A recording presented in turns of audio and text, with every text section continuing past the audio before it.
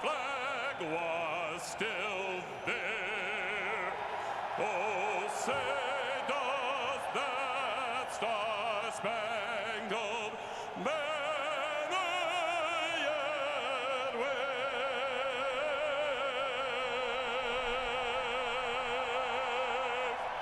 For the land of the free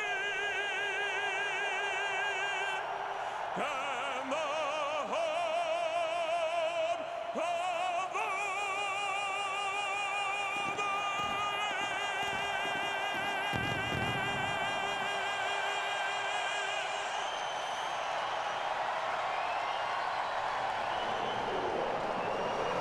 That is special, and it'll give you the chills here in Chicago, and the chills have nothing to do with the temperature. We get set for football. Let's kick this thing off. Interviews from down on the field when we come back. Glad you're with us. Fox Sports welcomes you to the following presentation of the National Football League.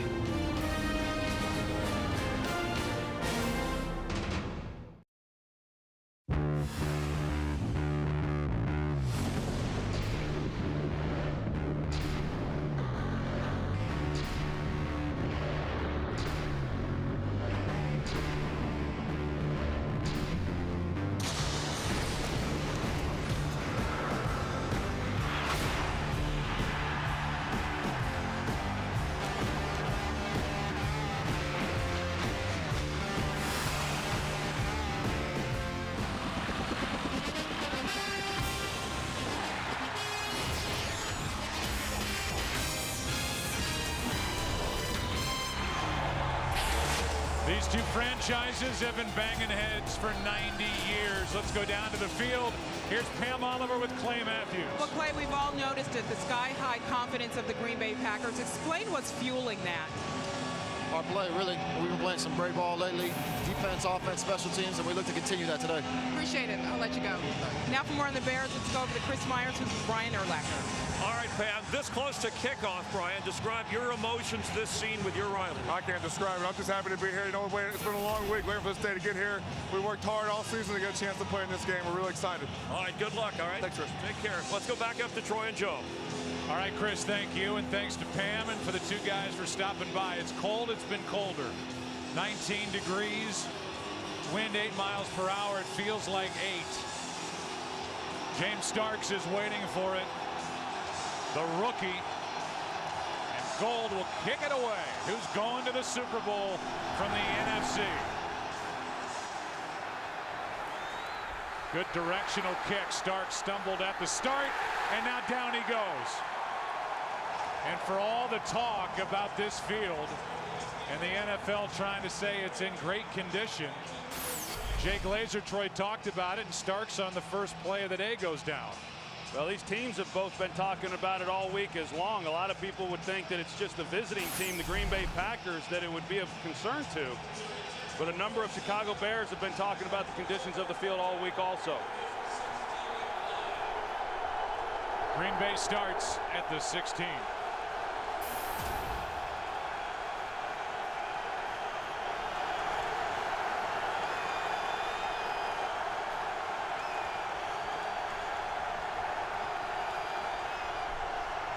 Try and start with a throw. Rodgers has a man, Jennings, and just where he left off against Atlanta. 21 yards to Greg Jennings, and a good start for Aaron Rodgers. Well, it sure was. And Aaron Rodgers, in talking with him coming into the game, he said that he wanted to tell himself to be patient. Well, they come right out of the box, first play of the game. They take a shot to the sidelines, and Greg Jennings, and I know in talking with Mike McCarthy, very confident that they would be able to come out here today and have success throwing the football, and they started off on the first play. So much for just the 12-yard return by Starks. Good field position now, and after the fake handoff, it's Jennings again. 2 quick strikes, and Jennings doesn't go down until he gets to the Chicago 36. First 21 yards, this one good for 26. Come off a play action for Aaron Rodgers. A nice catch here by Greg Jennings. A ball that's behind him, but he's able to bring it in.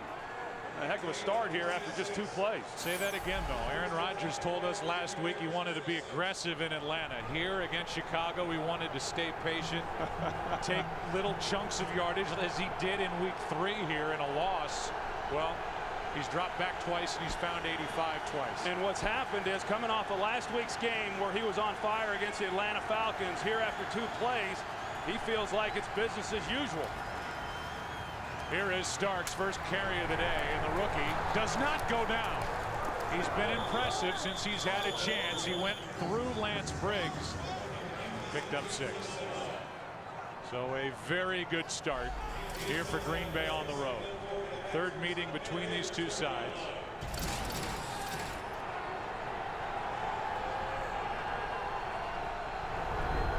Chicago won here in week 3 by 3 points. September 27th. These two teams met the 2nd day of January in Lambeau. I think it's real important that Chicago Bears do something to let Aaron Rodgers know that it's not going to be as easy as he has made it look in the first 2 playoff games. 2nd down and 4. Rodgers in trouble. Got away from Tommy Harris and now finds Starks for a 1st down. This wasn't that same type situation, but we saw Aaron Rodgers last week in Atlanta with guys in his face. He's so good at avoiding pressure, using his feet, using his legs, always with his eyes downfield while that's going on. Well, you look at what he has been able to do, completing 78% against the Philadelphia Eagles in the wild card game, last week's game against the Atlanta Falcons. This guy is in a zone, and when that happens for a quarterback, the game slows down tremendously, and that's why I say the Bears have got to do something to rattle him. Play action, and that's Jordy Nelson. Nelson takes it down inside the 5, a 22-yard completion, and the ball hasn't hit the ground yet. Yeah, and even though the Packers have not been a team throughout the season that has run the ball all that effectively, you see what the play action does. Here they come off the play action again. You got the linebackers hitting it. It opens up a clean throwing lane then for Rodgers. Jordy Nelson on the deeper post runs a nice route and good ball placement by Rodgers. Here's that bone formation with 2 big fullback types in front of James Starks.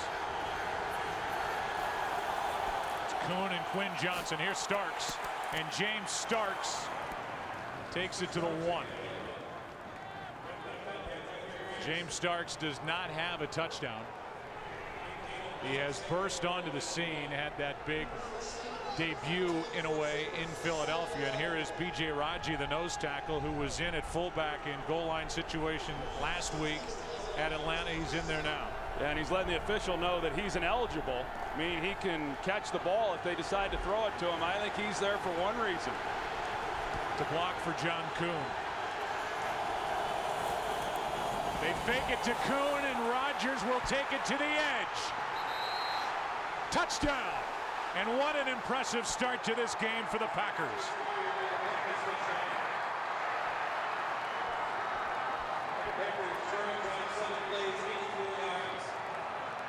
Well, you know, once you get down there and you bring in the big guy, B.J. Raji, that they're going to hit it. But Aaron Rodgers, you see how much depth he gets off of the fake.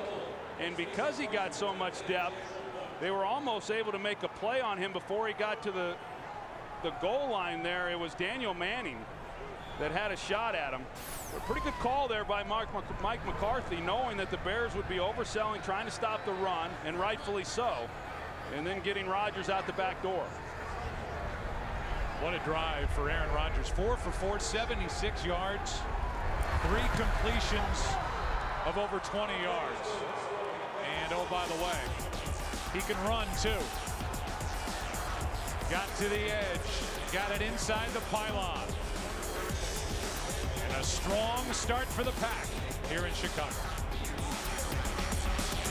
Today's game on Fox is sponsored by Southwest Airlines. Find our fares online only at southwest.com. Well, a great scene down below. This place is buzzing, and Brian Urlacher's defense just got buzzed by the Green Bay offense. Right down the field, 84-yard drive in 7 plays. Aaron Rodgers was perfect on it. By the way, left tackle Chad Clifton got hit in the head on that fake handoff on the touchdown. Hit in the head by the knee of John Kuhn when Kuhn went up into the air. And they were working on Clifton, looking at him. Clifton's played great here over the past month. Pro Bowl tackle. Here is a kickoff into the arms of Kellen Davis. And Davis got it across the 35 as they try and keep it away from the good return men that the Bears have to offer. Watch on the left of your screen or right in the middle. The left knee of John Kuhn to the head of Chad Clifton. Here's the mini belt. Just a little point from Aaron Rodgers. 7-0 Green Bay.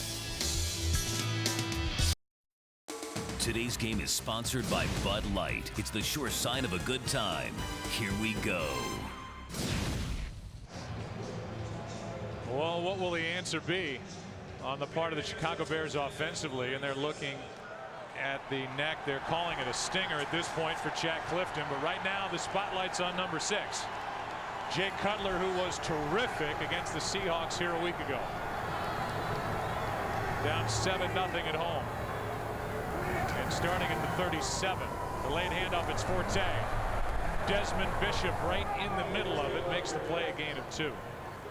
Take a look at the offense. Jay Cutler threw for 23 touchdowns, 16 picks.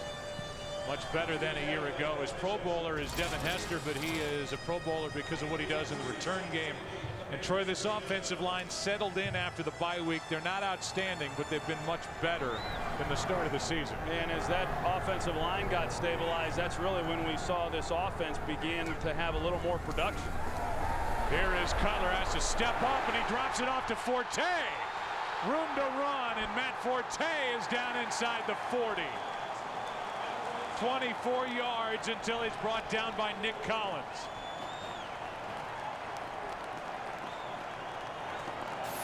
Well, immediately there's pressure off the edges by the outside backers, and so Cutler, as a result of having to step up, good timing by Matt Forte, not helping out in protection, getting over the ball, Cutler knowing where his outlet receiver was, and that's where Forte has been pretty dangerous as a receiver. A nice execution by Cutler. So a first down, and they hand it to Forte, trying to get to the right edge, and there is not much out there. Matt picks up 2. Let's take a look at this defense, coordinated by Dom Capers. Last year, the number 2 defense, but they got shredded in the playoffs by Arizona. This year, number 5 overall, and we always highlight number 52, Clay Matthews. But so far, this has been a postseason where Tramon Williams, with his 3 interceptions, has stepped into the spotlight for Green Bay. 2nd and 8.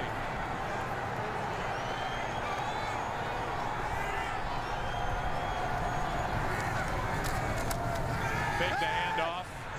Looking for Forte. It wasn't there, and now he gets it to Forte eventually for a gain of a yard. Heavy pressure on Jay Cutler, who found number 22. Well, they get the pressure in the middle by Colin Jenkins, and they're trying to run a screen. And he just didn't time up very well, primarily because Colin Jenkins is able to get into the face of Cutler, and the Packers read that pretty good. They were able to get out on Forte and give Cutler really nowhere to go with the ball, but he's able to avoid the sack at the end and get it off just in time. So 3rd down and 7.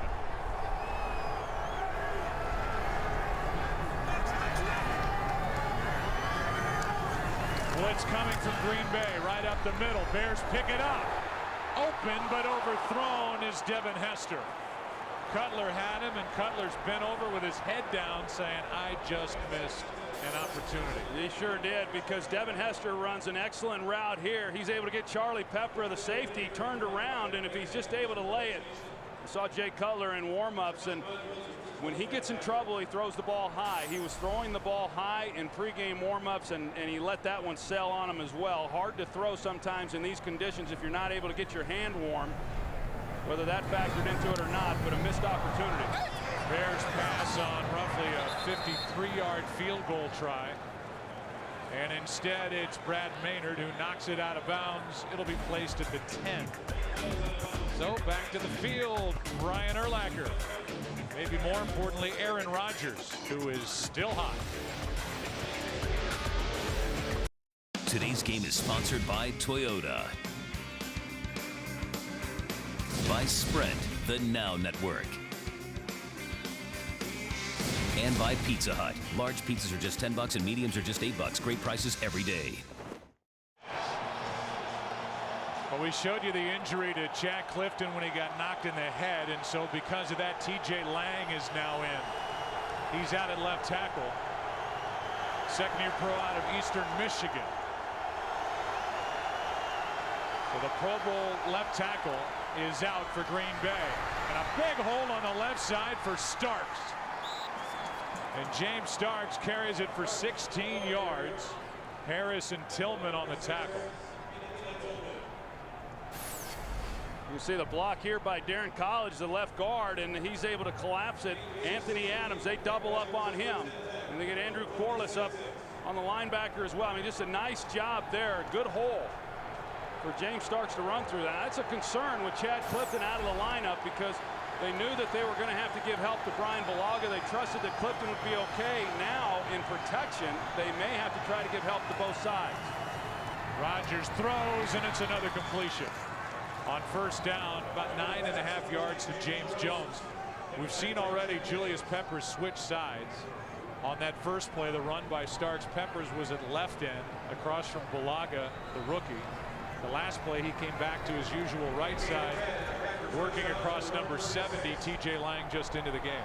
Julius Peppers has to have a big presence in this ball game because the Bears really cannot afford to have to start bringing pressure. The last time these two teams played, Julius Peppers had 0 sacks, 0 quarterback pressures.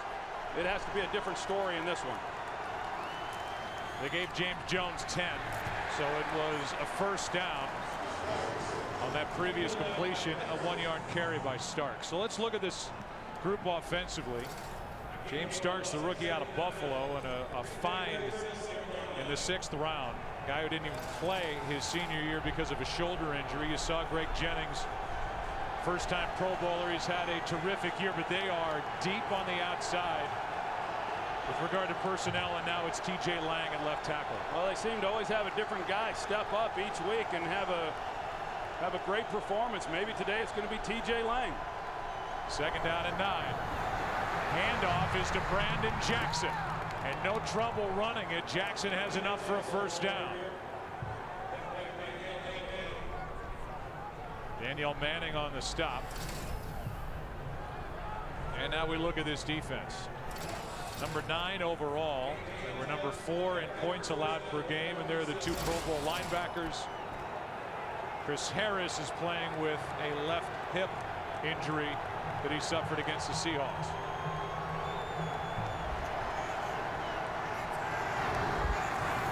A blitz from Chicago. Green Bay picks it up. Aired out for Jennings. Incomplete. Coverage by Tillman.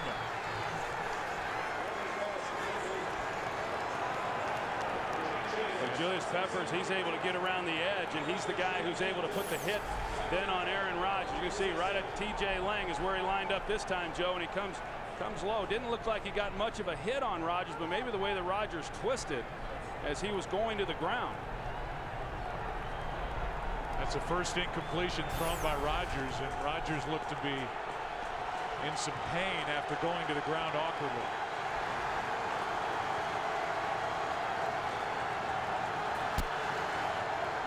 Second and 10. Rodgers throws far sideline. Jordy Nelson incomplete. And now 3rd and 10. Well, what we've seen from the Bears is they are willing to go one-on-one on the outside. They continue to drop the safety down, even though on this possession the Packers have had some success running the football with an extra defender down in run support. They feel they match up well outside.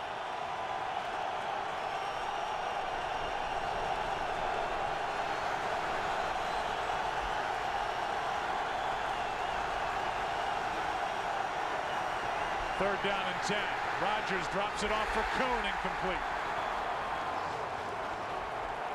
Julius Peppers with more pressure on Aaron Rodgers, and Peppers now working on Lang instead of Clifton. That's something to watch the rest of this game. Well, Peppers is at least letting Aaron Rodgers know that he's there. And the last couple of times now against TJ Lang, he's gotten pressure. He drove TJ Lang right back into Aaron Rodgers. Good coverage on the back end of it and just nowhere to really go with the ball. Pressure on Mastay to try and keep it away from Devin Hester. Instead, it's right down the middle. Devin Bush can't bring down Hester, but a good play is made and a tackle by Matt Wilhelm. A return of just 3 yards. Jay Cutler, it's your turn now.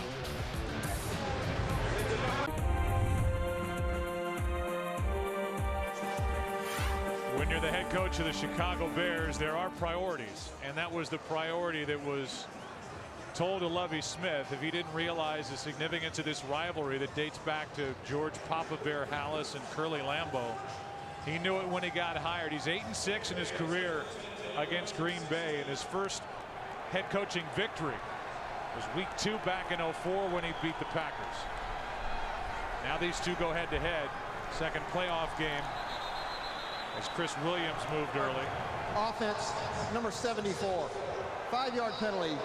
First down. How fitting that these two teams go head to head to try and get to Super Bowl 45. And when we talked to Lovie Smith, he said the reason he knew about the rivalry was because he hated the Green Bay Packers. Grew up a Dallas Cowboy fan. Of course, he's from Big Sandy, Texas. Said he had nightmares after that Ice Bowl game and when his team lost, and Bob Hayes was his favorite player. Here's Forte. He's touched it on all but one offensive play so far, and over the left side he gets 3. Woodson on the tackle. That's something that Chicago Troy wants to do, run at Charles Woodson. Woodson had a career high in tackles this year with 105.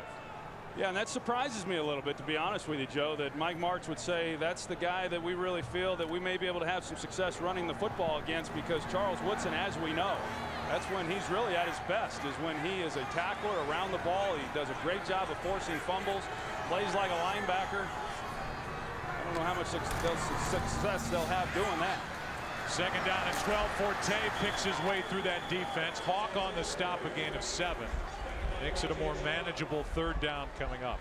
Yeah, and Mike Martz, I know that the last time these two teams met, he really felt that he didn't give Jay Cutler enough opportunities to get the ball down the field. And it was a low-scoring game, as we know. The Packers were able to keep the Bears out of the end zone, and he said, I've got to do a better job. I've got to call a better game, and I've got to give Cutler more opportunities to make some plays. We saw the one on the first possession that he had down the field to Devin Hester, and I would anticipate some more here early. On third down and 6, Cutler in trouble. Down he goes. A sack for this Green Bay defense. Cullen Jenkins in the middle of it, a loss of 5.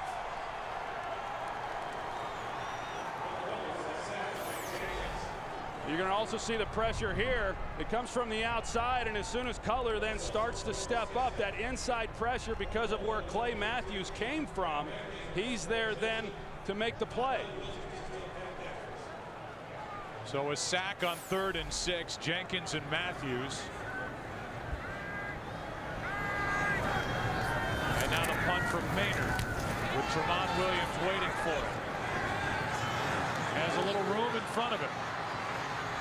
And Williams lowers his head and takes it near midfield. An 11-yard return. Bullocks on the stop. Third possession for Green Bay as they lead it by 7.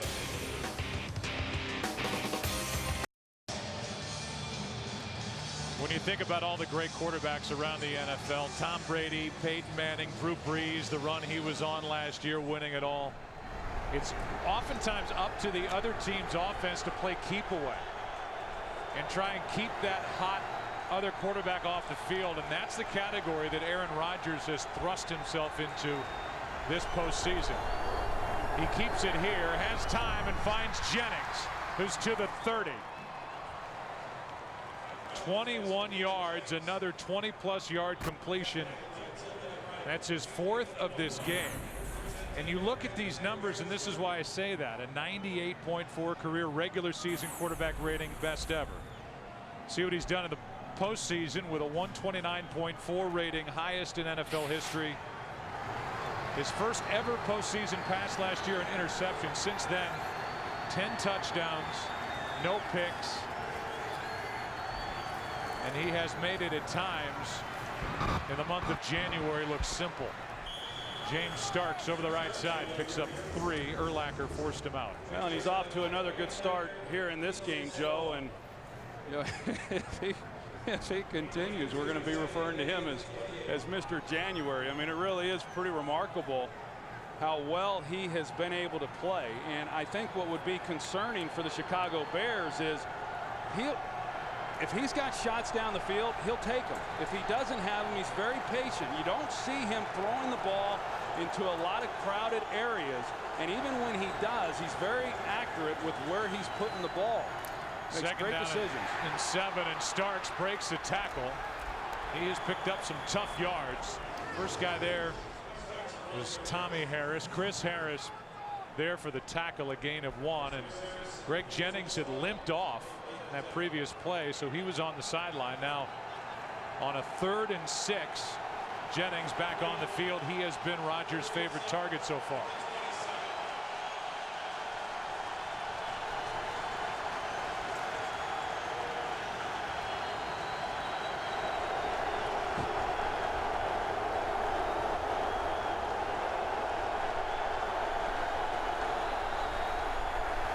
Rodgers flushed out and now brought down by Urlacher.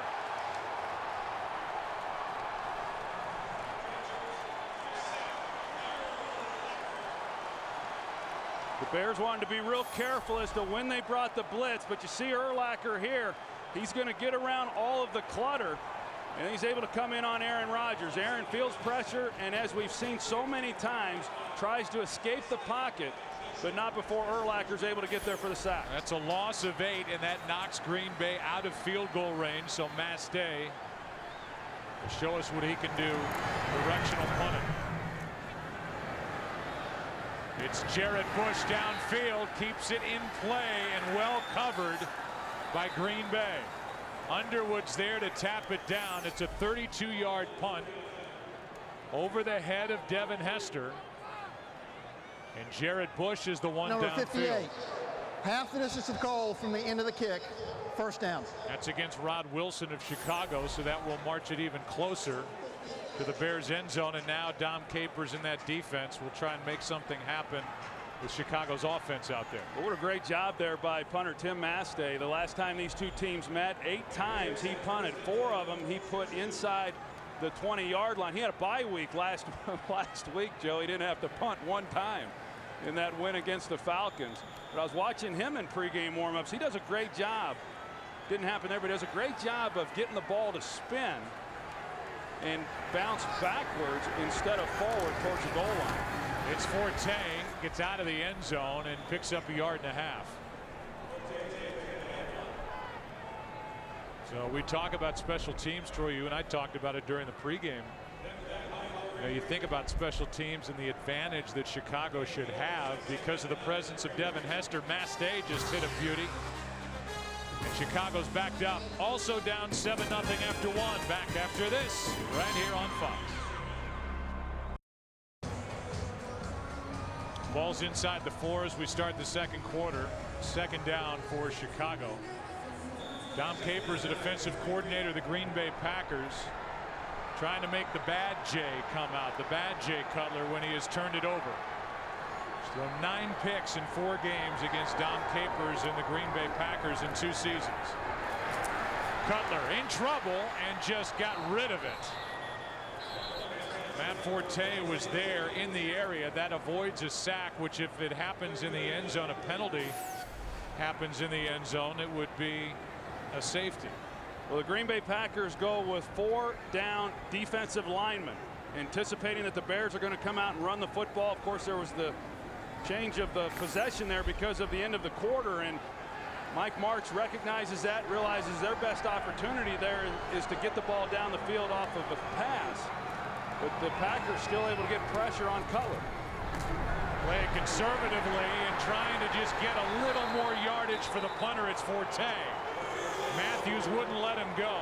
Cullen Jenkins was in there as well, and a loss of 2. Cullen Jenkins was the first there, and he's come to play today. Boy, he sure has, and what a great addition he has been, who missed a number of games, had some injuries, comes back, and you know, he's a big body in there himself, but when you look at that entire group, You know, he's one of the lighter guys at 300 pounds, and at that size, you know, he is able to get some movement up the field. Second straight 3 and out for the Chicago Bears, and Tramon Williams lost the ball, gets back on top of it, was looking for a big return, and now takes it to the 45. He had room to run, but muffed the punt. Corey Graham on the stop. Packers have it, and a 7-point lead. Today's game on Fox is sponsored by the Miller Lite Vortex bottle. Taste greatness.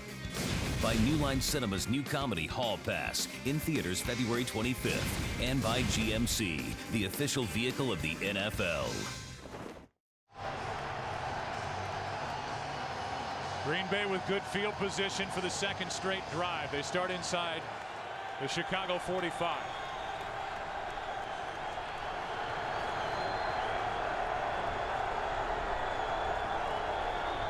Quick throw, and that's Jennings, but a penalty flag stopped the action before it started. Offense number 45. 5-yard penalty. First down. So loud in here you can't hear the whistle. Quinn Johnson with a false start. That erases a nice completion to Jennings. Fox Wednesday, American Idol is all new with a 2-hour event. Be there when Idol hits Milwaukee in search for America's Best Singer. Spectacular new season is just getting started. American Idol now on Wednesdays and Thursdays. Next one Wednesday at 8 Eastern, 7 Central here on Fox. It's the first Green Bay penalty of the game. First and 15. Here's Starks over the right side. Not much room, and Jennings was out there to make the play. A gain of just 2. Take a look at the offensive leaders. Aaron Rodgers and the Packers marched down the field after the opening kickoff. 7 plays, 84 yards. Rodgers was 4 for 4 on that drive and then ran it in from a yard out. Defense has been better for Chicago since.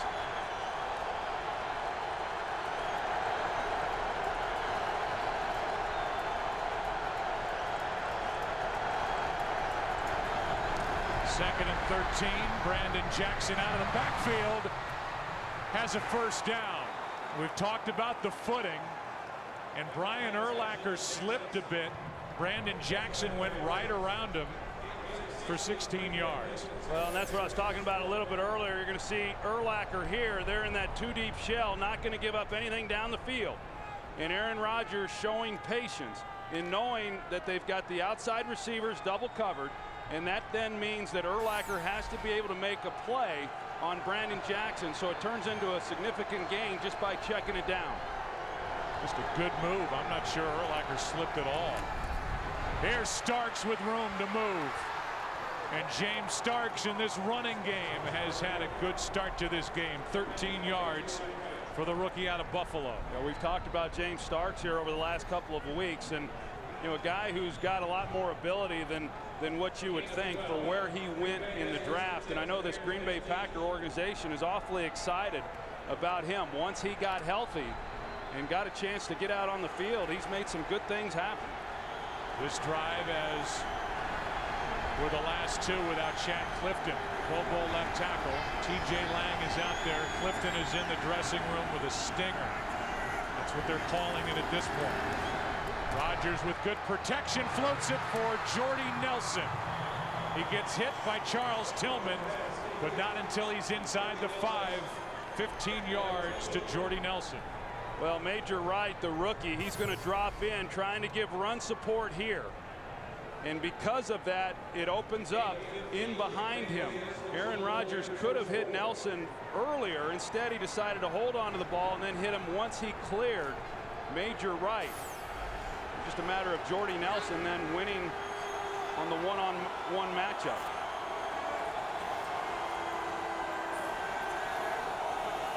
On first and goal, they hand to Starks. James Starks. Touchdown. His first in the NFL, and it comes in the NFC Championship game. For now, it's ruled a touchdown. I think think that one might be challenged. It looked like the right knee, Joe, was on the ground prior to him stretching the ball out to cross the goal line for the touchdown.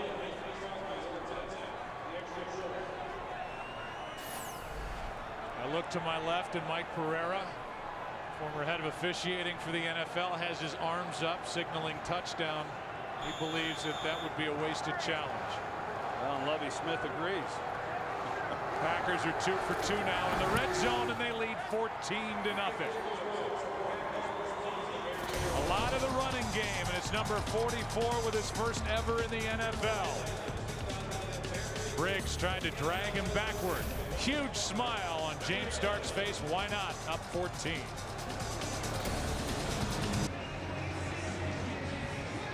As you look at the Green Bay sideline, James Starks congratulating and thanking that offensive line. That other sideline of the offense for Chicago has got to figure something out, put it together, and start moving the football. They've had 2 straight 3-and-outs. Danielle Manning waiting for the kick. He and Rashid Davis came together, and Danielle Manning with a good return out near the 34-yard line.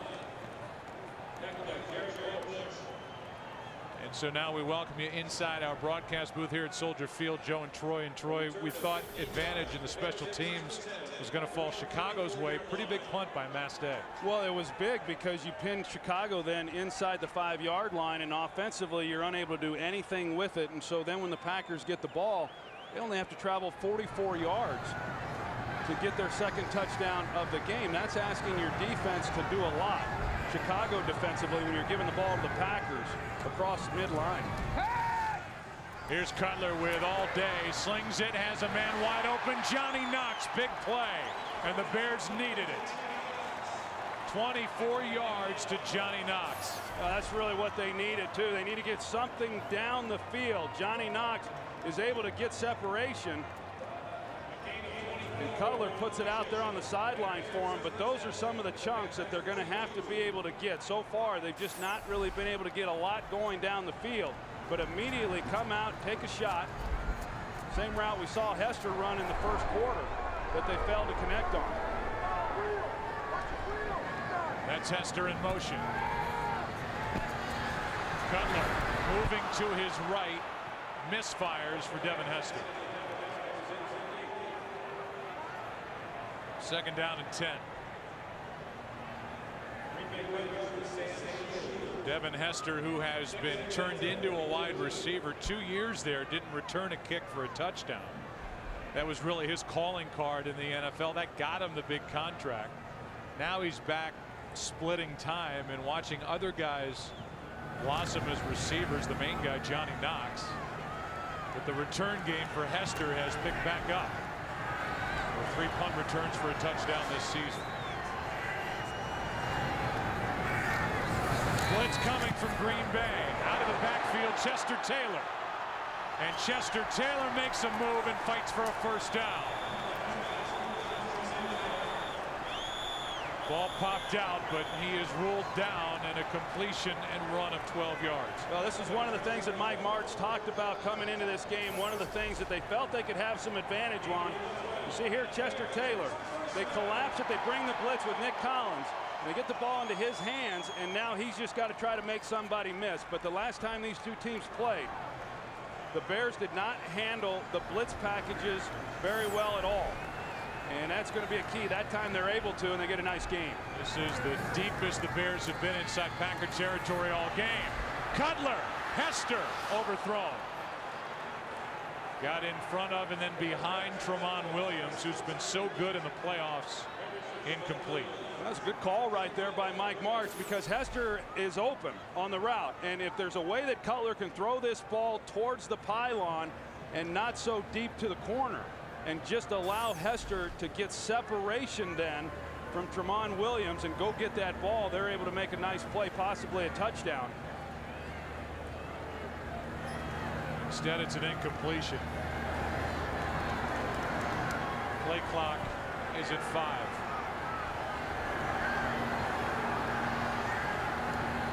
And Cutler has to use a timeout. Second down and 10 when we come back. Bears moving the football, trailing by 14. 15 seconds to clock, they get cut.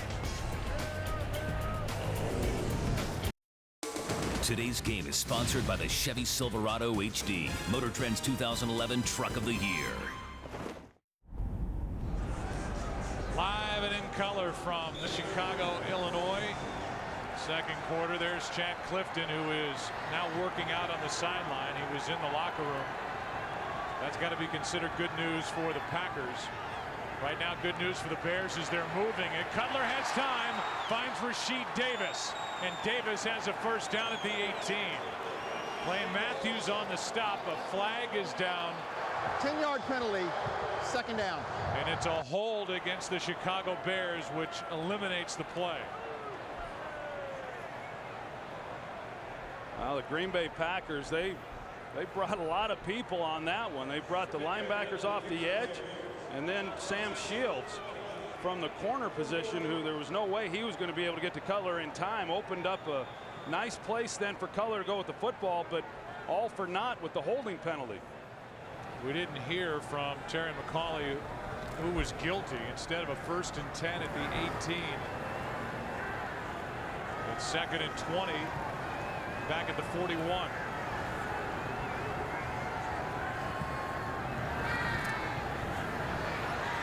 Cutler steps up and now will try and run.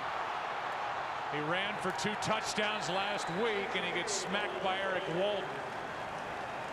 A gain of 10. Let's go back to that previous play and watch 29 Chester Taylor in the backfield. It was on him. Yeah, he's blocking Desmond Bishop, and right there is what they called.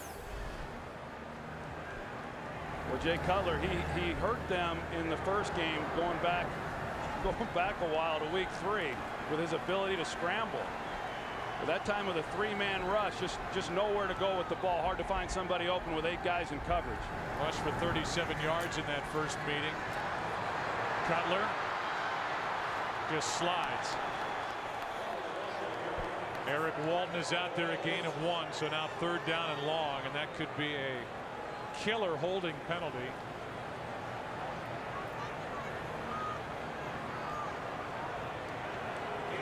On Chester Taylor, and it is 4th down. It's at 3rd, it is 4th, and it's Maynard back to punt.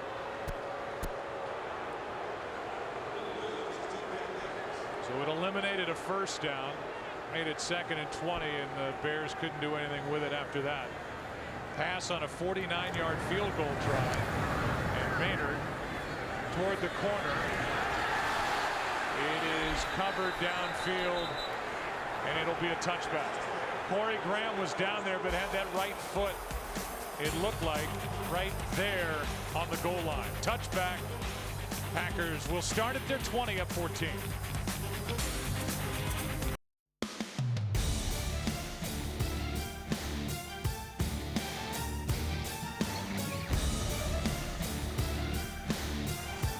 Second playoff game ever between these two franchises. Green Bay Packers here on the road. 7:40 left in the first half, lead 14-0, start at their 20.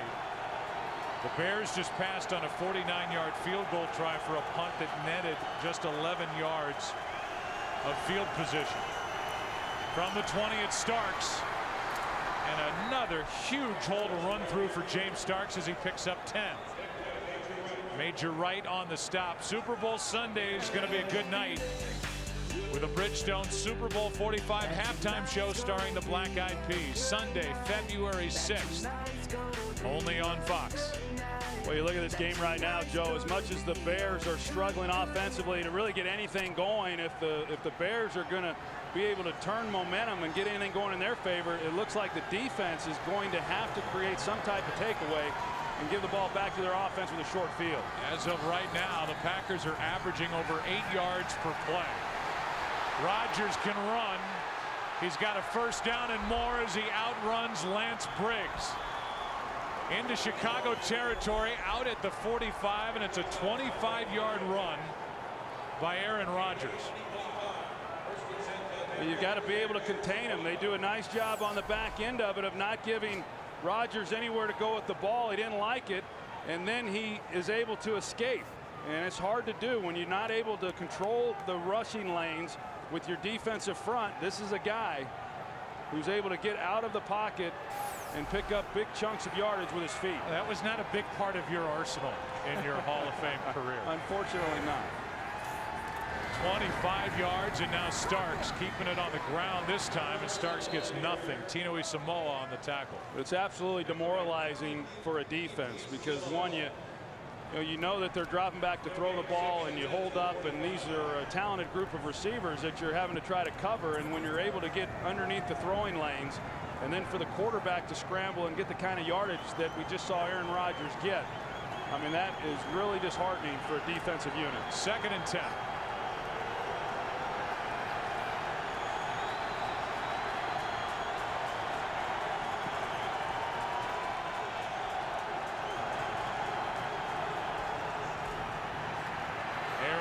With a pocket finds Jennings, and on 2nd and 10, Greg Jennings gets 9. Let's go down to the field and Pam Oliver.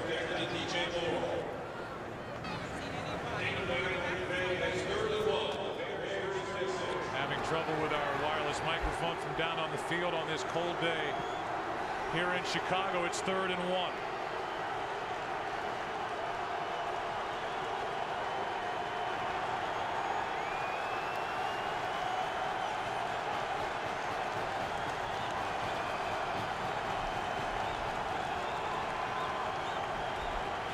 Rodgers will have to use a timeout.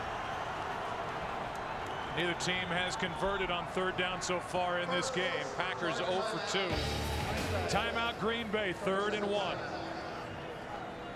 And we will keep it right here. You know, the Chicago Bears, Troy, have never come back in their playoff history from a deficit of more than 7 points. And here they are down 14-0. It's a big 3rd down for Chicago defensively to try and stop what's happening to them with the way this Green Bay Packers offense is playing. Big 3rd down, because if you look at where they're at on the field, if they convert this, more than likely they're going to come away with more points. And you kind of thought that you kind of thought that the Bears would maybe struggle. This Packers defense is awfully good. They've been overshadowed by the play of the quarterback Aaron Rodgers throughout the postseason and for much of the regular season. But for the Bears, they've had to rely on this defense. That's what's gotten them to this game today. And the Packers well over 200 yards here in this first half.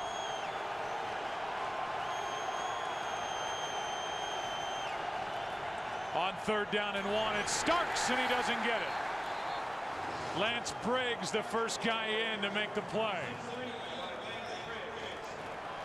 So now it's 4th down.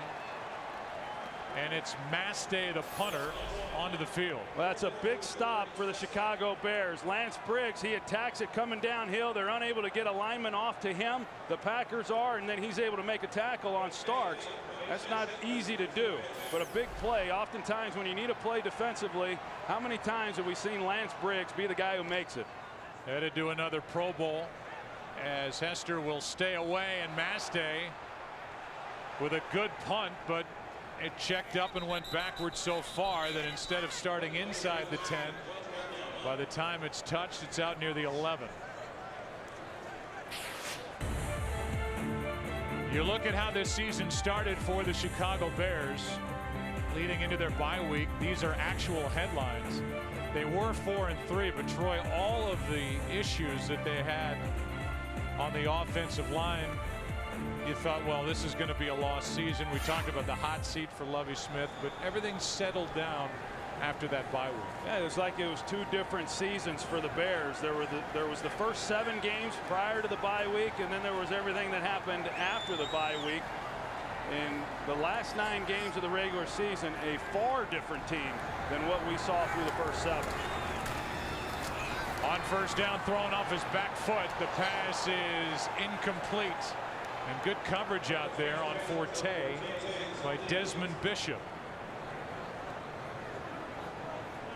Bears have just been unable to get anything going, and that's been frustrating, you know, for much of the season for offensive coordinator Mike Martz. I know we were talking about those first 7 games, and you know, he said early on, we're just trying to call plays to basically survive. And over the last 9, then it got to where he could actually start trying to game plan and have some success. We all know how they then started relying more on the running game. They've just not been able to get anything going, whether running the ball or throwing the ball here in this first half. On second down, Cutler throws incomplete for Olsen, but a penalty flag flies in the secondary. And it's a defensive hold, which carries with it an automatic first down. Prior to the pass, holding defense number 38.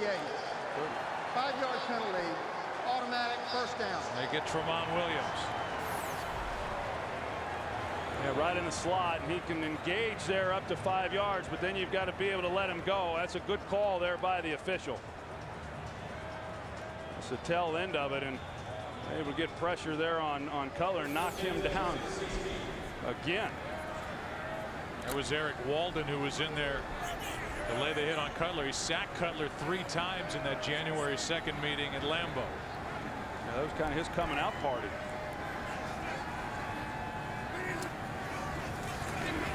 So now on first down, Cutler throws. This one's up for grabs. And like a good defensive back, Olsen knocks it away from Clay Matthews.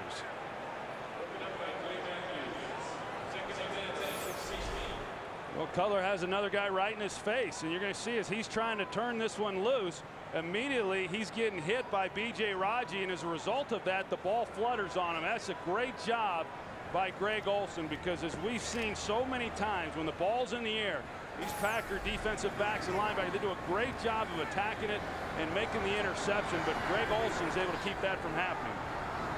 Cutler started 4 for 10 for 61 yards. He hands it to Forte. Nice hole for Forte, who has a first down out to the 30. 13-yard run from Matt Forte, who was number 4 in the NFC with over 1,600 yards from scrimmage this season. Yeah, I'll tell you, as a quarterback, second and long, you've been getting hit the way that Jay Cutler has. That feels good right there when you can come back on a simple little draw play and pick up the first down. Here is Forte again.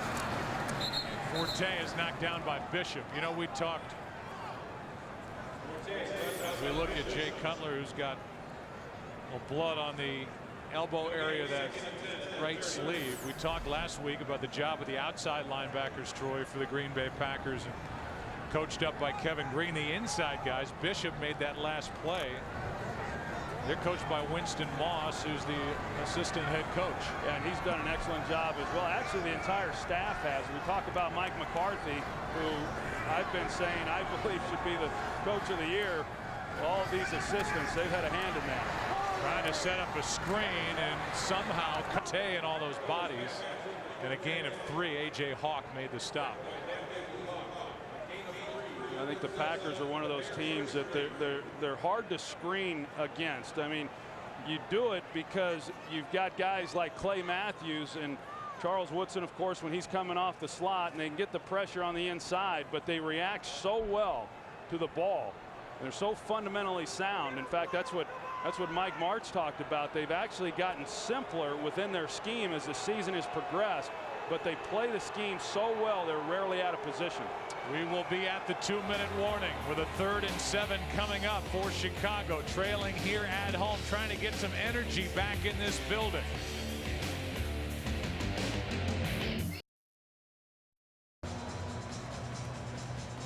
As always, we want to welcome the men and women in uniform serving around the world, watching today's broadcast in 175 countries on AFN, the American Forces Network. Thanks for all you do, and we hope you are enjoying this one from Soldier Field. Cutler has only 1 completion to a wide receiver. He is stripped of the football. Forte is there. Sam Shields made that play, and they're going to mark Forte down.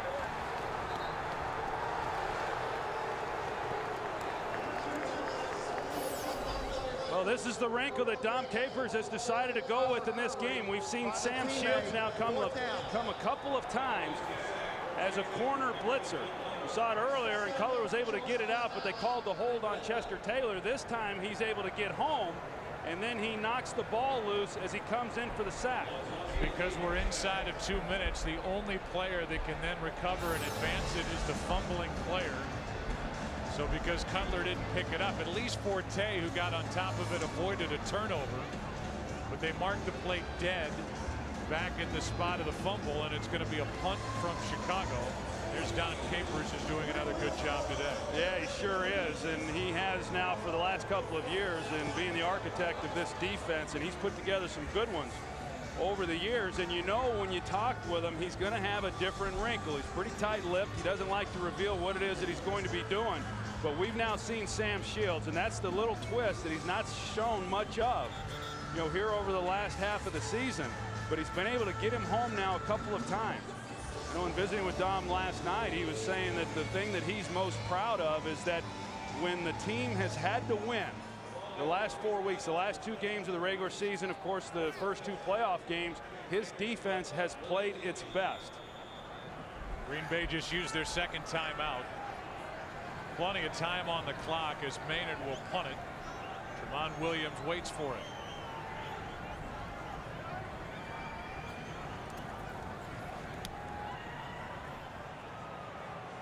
Williams is going to stay away, and that ball hops out of bounds. The punt from Maynard traveled 42 yards. Let's go down to the field and check in with Pam Oliver. Well, Joe, as I was trying to tell you earlier, for all the discussion about the field, I haven't seen anybody on the Packers sideline adjusting their shoes or complaining about them. A lot of the Packers who came out early tested 3 cleats before the game. John Kuhn did tell me that the 5/8 of an inch worked best, but so far no complaints really about the shoes. Yeah, and we've really only seen, Pam, that one slip which came on the opening kickoff by Starks. And Mike McCarthy actually thought the field would be an advantage for the Packers in pass protection because of the defense for the Bears not being able to get their footing. Udonije coming off the edge. Rodgers steps up, will run. And he outruns Urlacher to the sideline as he hops out of bounds with a 12-yard pickup and a first down.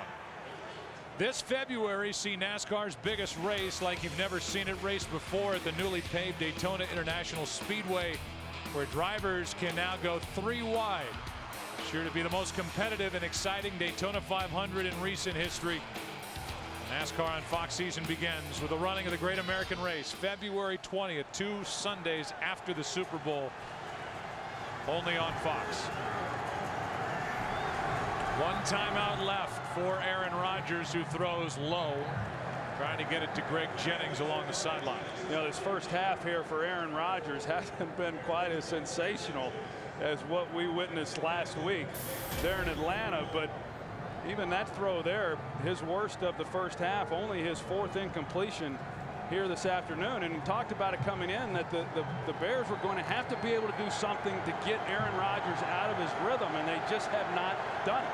And when you watch Aaron, even when he's scrambling and he's finding guys down the field, still very, very comfortable within the pocket.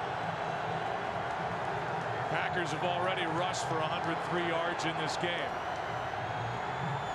Over the middle, Jennings makes the catch, takes a seat with a 9-yard pickup.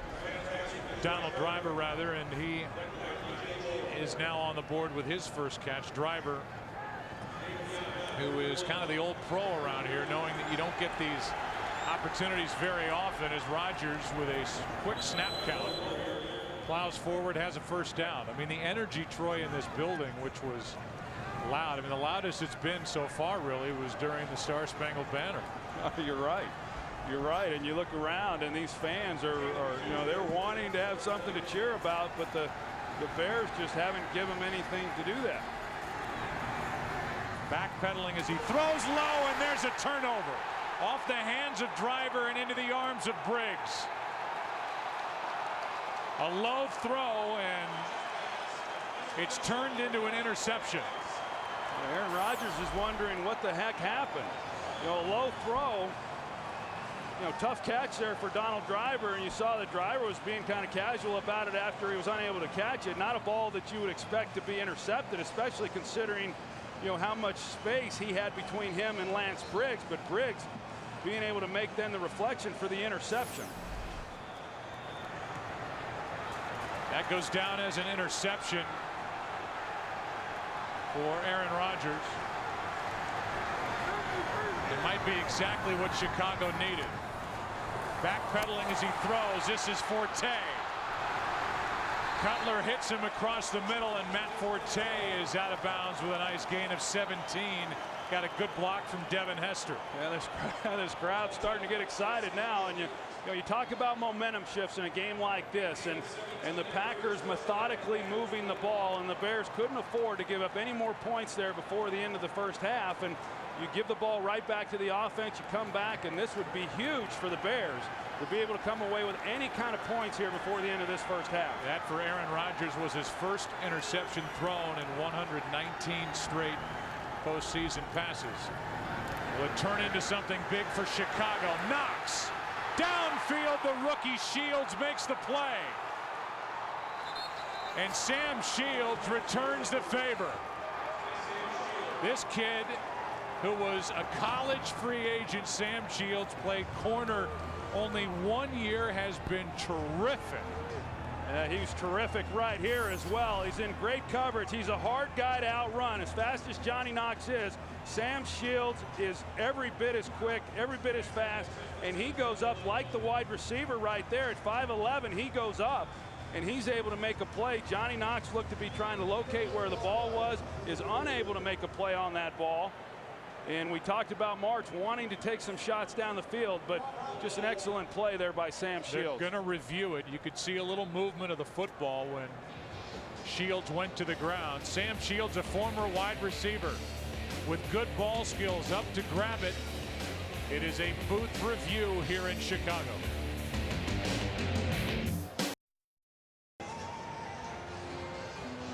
We're under a booth review. Here's another look at it. Sam Shields went up to grab it. Going to the ground, you see a little movement of that football. And Mike Pereira, former head of officiating for the NFL, joins us in the booth, and we'll throw it right to you. What do you think, Mike? Well, two things they're going to look at. Number one, is it an interception? And if they deem that it is, then they've got to go back and see if he's down by contact, which he really was, and you wouldn't have the advance. But to me, that ball comes loose when it does hit the ground. I think that's going to be reversed. After review, the ruling on the field stands. First down. So you thought it would be overturned. I thought it would be overturned. That ball moved when it hit the ground, but they are going to keep the call on the field, and Jay Cutler is making his way off the field as Aaron Rodgers will kneel down. Visa halftime is coming up. Kurt, Terry, Howie, Michael, and Jimmy will have analysis of this first half. Lita Wise of American Idol fame will perform here in Chicago. This is just a 14-point game. Doesn't feel like it. 14-0 Green Bay. Winner of this one goes to Super Bowl 45. NFL on Fox will continue after this from your local Fox station.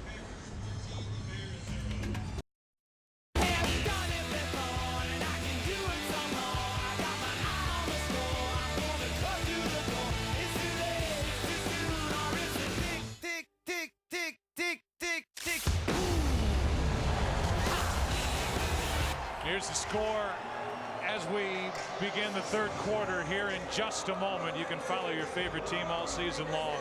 Let's go to itunes.com/NFL. In that first half, the Packers had over 250 yards, 17 first downs, touchdown runs from Rodgers and Starks, but it's just a 14-point game.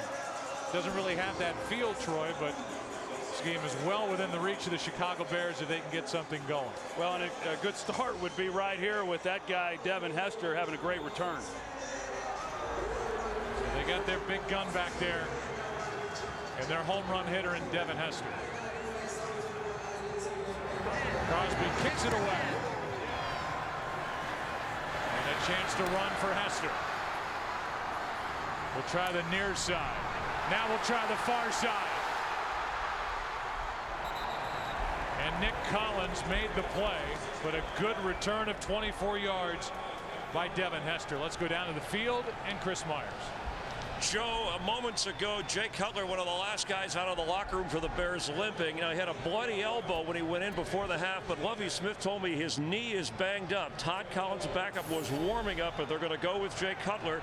And the message Lovie Smith gave to his Bears team: we're lucky, we're fortunate to be only down 14 the way we played in the second half.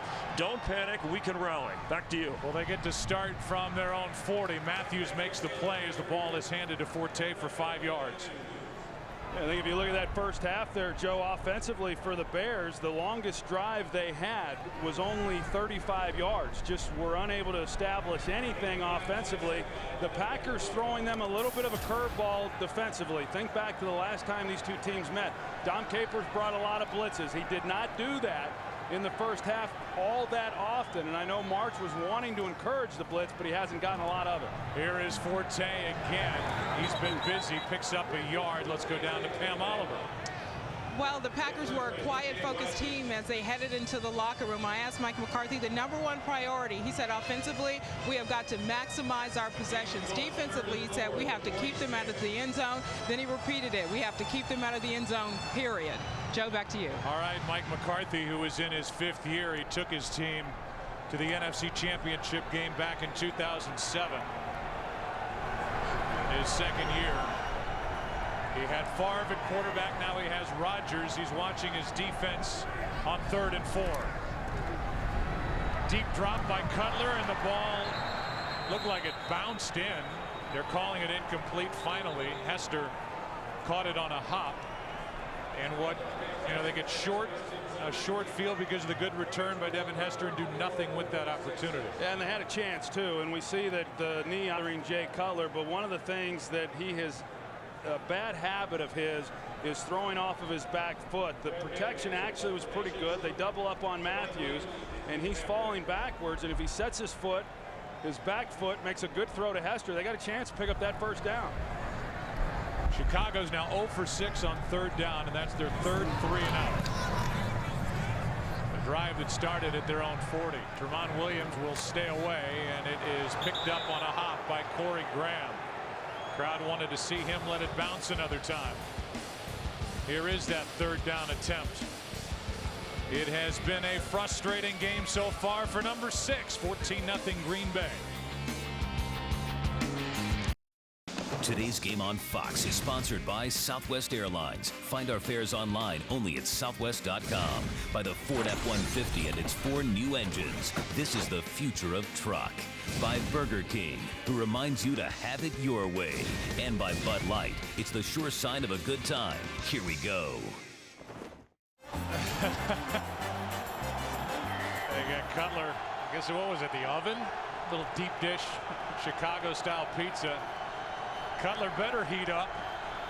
Aaron Rodgers started this game hot. Up 14-0. Play action all day. Greg Jennings down the sideline. Incomplete. Tillman had better position for that pass than Jennings. We talked about it coming into the game and how Peppers was really going to have to be a factor in this one. And for the most part, the Packers have done a good job on him. Of course, they help out with Quinn Johnson and Peppers trying to take an inside rush. But they've been able to block him up, and when they have been able to get pressure on the outside, those inside blockers for the Packers have been so good that it's allowed then Rodgers to scramble. He's picked up some nice yardage running the ball. Tillman had 5 picks during the regular season. That was a chance for one there. As Stark spins, and Idonije throws him backward, a gain of 2. Chris Harris in there as well, but big number 71, who tied Julius Peppers with 8 sacks for the team lead, was there for the stop. We heard Jimmy Johnson talk about it there at halftime, and this defense it's going to have to be on them. They're going to have to make some stops, but more importantly, they're going to have to create some more takeaways. We saw the one with Briggs. They were unable to do anything with it, but they need another one.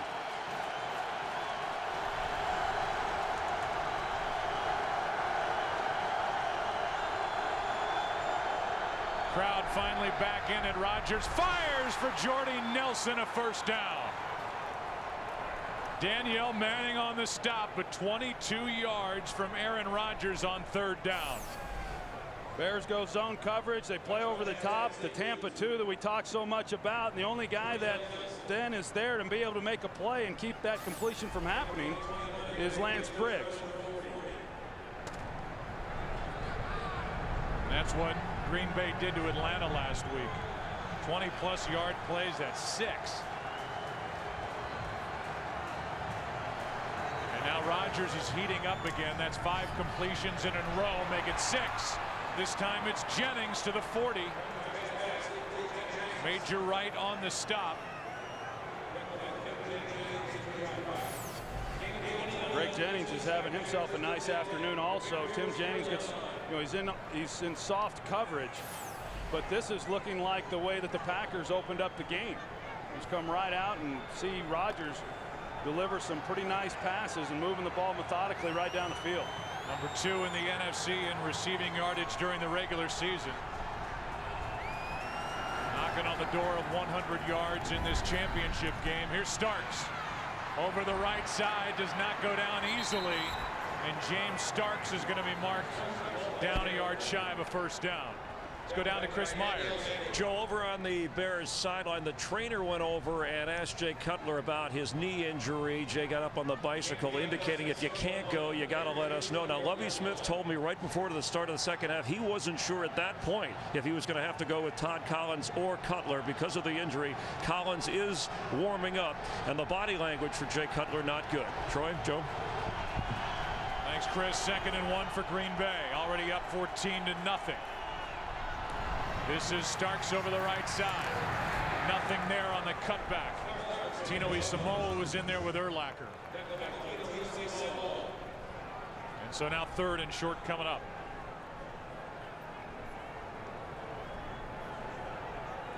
The total yardage.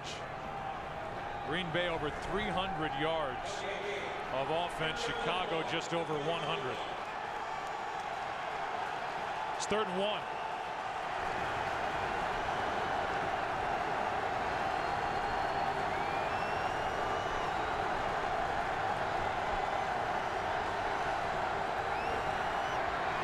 Rodgers down the sideline, dropped. James Jones, and a flag is thrown late. Tim Jennings on the coverage.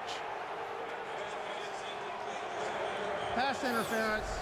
Defense number 26. Automatic first down. You see why he dropped it. He could only get his right hand on the ball as Jennings grabbed the left arm of James Jones. Yeah, there wasn't really a lot there. Initially, you see James Jones. He's extending his left arm. Sometimes that will draw a pass interference flag for offense. And then you saw Jennings grab it just slightly, and that's what drew the flag. It's a 23-yard penalty, and it sets up a 1st and goal. Ball is at the 8.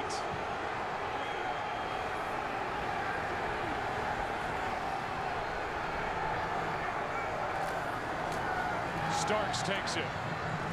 Julius Peppers is good against the run. There for the tackle, a gain of 2. I just think you look at the second half and the things that really kind of had to happen for the Chicago Bears. They get the opening kickoff. They get a nice return by Devin Hester. They do nothing with it, and they punt.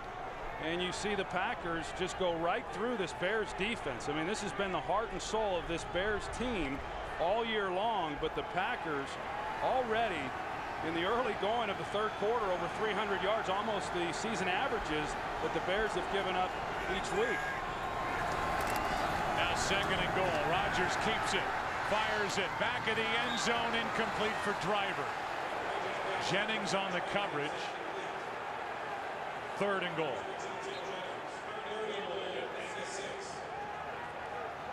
I'll tell you what, one of the things that makes the Packers very difficult is that all of their receivers are capable of playing all of the positions. That's not something that happens around the league with a lot of teams, and so they're able to create matchups that they like. And right now, it likes that what they like, or what Mike McCarthy likes, and Aaron Rodgers is wherever Tim Jennings is. That seems to be who they're going after.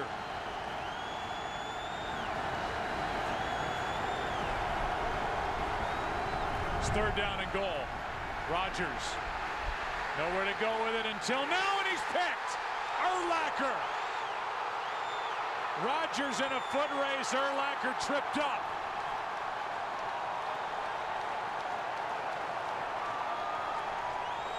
Aaron Rodgers made the tackle. A 39-yard return, and this defense for Chicago just gave the Bears and these fans what they needed. And instead of Cutler, it's Todd Collins taking the field for Chicago. And all Brian Urlacher is doing is he's just reading Aaron Rodgers. He's in zone coverage. He's playing the middle of the field, and he's just looking to see where Rodgers is going with the ball, and Aaron never sees Urlacher working the middle. The red zone numbers have been so good for Aaron Rodgers, but now the focus is on Todd Collins, who comes off the bench. Over the middle, throws low. No flag for Kellen Davis. So Cutler is on the sideline. Chris Myers reporting that it's a knee. And Jay Cutler will watch with the rest of us as we go back to that interception, and it was Aaron Rodgers who may have saved a touchdown return for Brian Urlacher. Well, as much problems as the Bears have had offensively, no question. I mean, a huge job by Aaron Rodgers getting him to the ground. And now a false start. False start, offense, number 68. 5-yard penalty, second down.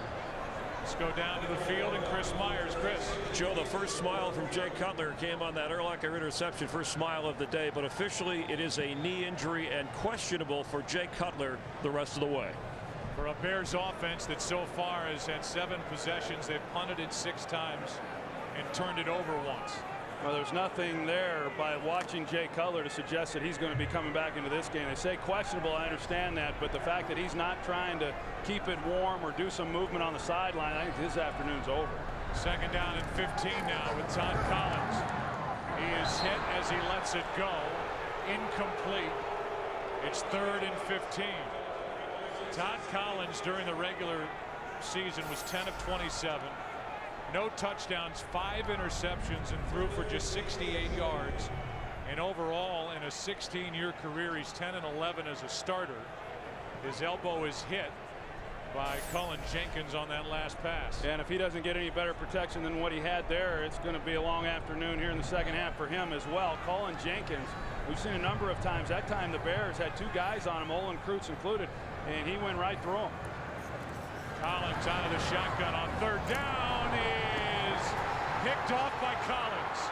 Nick Collins with the interception, and Olsen forces him out of bounds. The question is, was it a clean catch on the pick? That ball bounced. Bennett knocked it into the ground.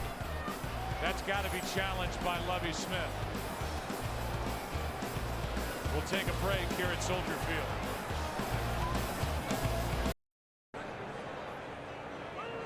Lovie Smith, the head coach of the Bears, just threw the challenge flag while we were in the break. Obviously, this ball hits the ground. As Earl Bennett knocked it down into the ground, then it was up into the gut of Nick Collins. Lovie Smith was saying, one of the officials was saying incomplete anyway. Why do I have to waste a challenge when it was clearly incomplete? But it's a Chicago challenge, and this is about as clear cut as it gets. That was a 3rd down play, by the way. So the incompletion would force a punt, but would take the interception away from Nick Collins. And I think that was the point there, Joe, was that initially we're wondering why Lovie Smith wasn't challenging the call, and he just didn't want to have to waste one of his challenges, because as he was trying to point out here, one of the officials had signaled that it was an incomplete pass. He was hoping not to have to challenge it, but he had to. And obviously this one's going to go back to Chicago.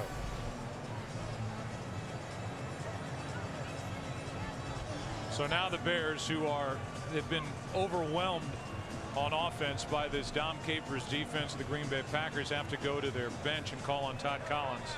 After the ball hit the ground and the pass is incomplete. It'll be 4th and 15 from the 40-yard line.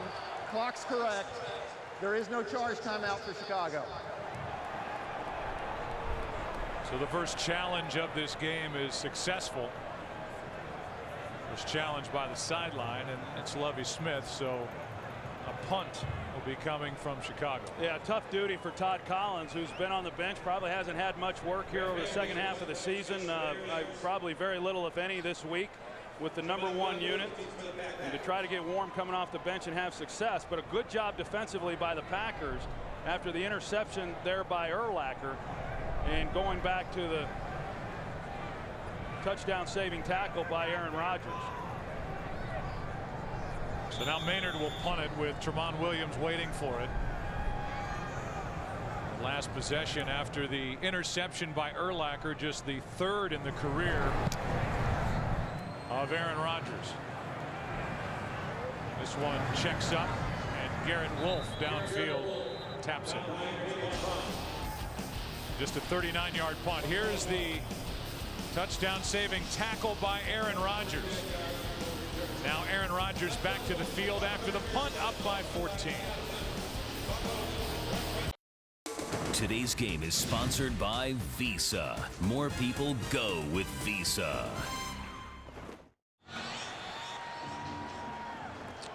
A fight here today to represent the NFC in Super Bowl 45 on February 6th in Arlington, Texas. The number 6 seed, the Green Bay Packers. They won at Philly. They won at Atlanta. They lead here in Chicago. And James Starks, as a penalty flag flies late. Starks was good for 9, but let's see if it will count. It will not. Holding offense number 63. 10-yard penalty. First down. That's Scott Wells, the center, who's been so good for Green Bay. Right there in the middle, and you're right, he has been good. He's been good all season long. It's Matt Toina that he's called holding. It was a good call there, and you know, really those two inside guys, Scott Wells, Josh Sitton. This is a good offensive line just in general, but those two in particular had excellent season. Chad Clifton representing that group in Hawaii at the Pro Bowl. He's hoping not to be making that trip next week and playing in the Super Bowl, but those two, Wells and Sitton, certainly would have been deserving also. So first down and 17. They fake it to Starks, and the pass is complete to Jennings, and that's good for just a yard. Well, we saw Urlacher get the red zone interception, and now I think it's back up to the Chicago defense to again make something happen. Yeah, you know, we've seen the Packers move the ball against them, but they've had to make some plays. We talked about it. Lovie Smith mentioned it. The takeaways were going to be huge. They've gotten those. They've given the ball to their offense with good field position. They just have not been able to do anything. And you know, how much of that is on the Bears offensively, how much of it on the Packers defensively in the way that they're playing? I think it's a little bit of both. Second down and 16. Rodgers with a good pocket, finds a man. That's Jennings. He's been busy. Over 100 yards on the day, and a conversion for a first down, 22 yards. Well, I talked about that the inside protection, and you can see it there. Just a good job of the interior guys, and over you see it when you watch these Packers play. Not often that you see inside pressure, and for a quarterback you can handle the outside stuff, but as long as you have a place to step up or you don't feel threatened right in your face, like we've seen what's happened with Cutler and then Todd Collins, you got a chance. Here's Starks spinning. James Starks picks up a yard. First guy there was Henry Melton defensively for Chicago. Lovie Smith told us when we met with him on Friday, for us to win this game, we need our stars to play like stars. Well, their quarterback is one of their stars, Jay Cutler. So good last week against Seattle. Bears offensively ineffective in the first half, and now it's Todd Collins the rest of the day, it appears. Cutler out with a knee injury. Second and 8. Rodgers ducks down, and a penalty flag flies again. And it's a hold against Green Bay.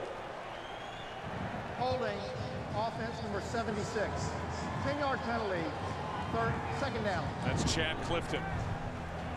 Yeah, I was on the left tackle there, Chad Clifton, and he's trying to slow down Julius Peppers. And You know, initially it looked like the Bears were going to have single coverage on the outside. Aaron Rodgers started to check, and Urlacher, they then checked to a coverage so that they would have some protection on the outside against those receivers, and Rodgers had nowhere to go with the ball even without the holding. So now 2nd and 18.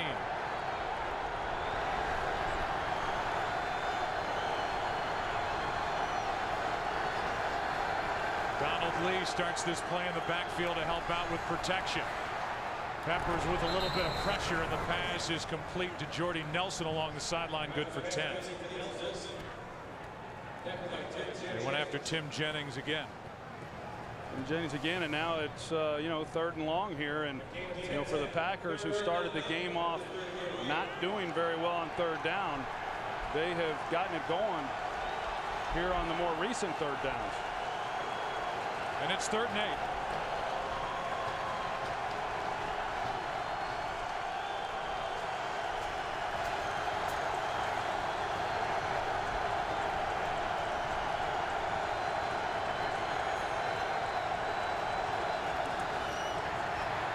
Pressure on Rodgers. Moves away from it. And now throws it out of bounds. And a good piece of work by this Chicago defensively. Chicago team had pressure with DJ Moore off the edge. And it's a hold on 3rd down for the Bears defense.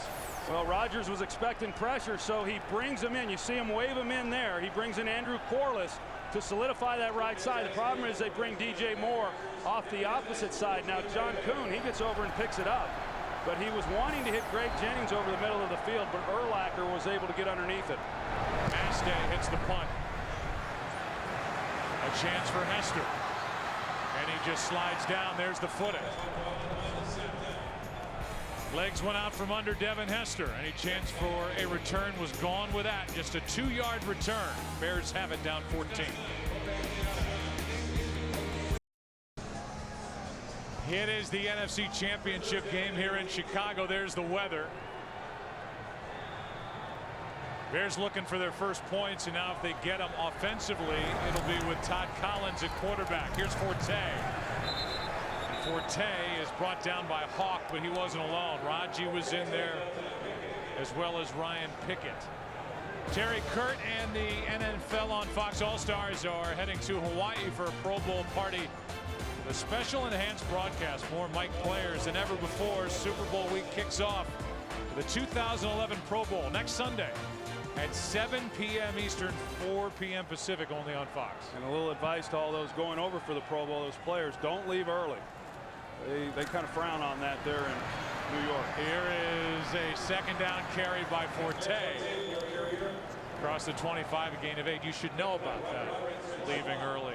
Sometimes you get summoned there onto Park Avenue with a meeting with the commissioner after something like that. Yeah. Had more pressing issues than watching your fellow NFC teammates try and do something about the Pro Bowl. Well, we'll see if Todd Collins can get something going here. And guy, remember a couple years ago there with the Redskins, he did a nice job coming in and took him to the playoffs, played well, but it's been a struggle for him this year. That was back in 07. Hangs on to the ball, and now it's Tramon Williams getting his. They're going to say incomplete. The official walking in from the sideline was about to say interception. He was overruled by the one coming for the. Trying to get it to Johnny Knox. Let's take a look. Tramon Williams, he gets inside leverage there on Knox. Yeah, ball goes to the ground, but immediately Tramon Williams recognizes the route, jumps inside on Johnny Knox, and he essentially was the receiver, and Knox is just trying to play defense at that point, and that's something that Todd Collins has got to be able to see as a guy in his 16th season.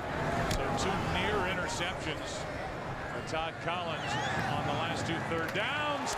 Ill-advised touch of the football by Tramon Williams, but it was Brett Swain getting on top of it. There's a flag down back at the 30.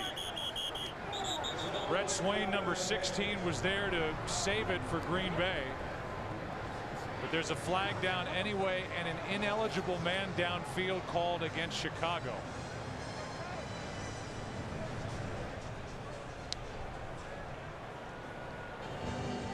So Terry McCauley, the referee, checks with the sideline of Green Bay. Ineligible man downfield on the kick. Kicking team number 59.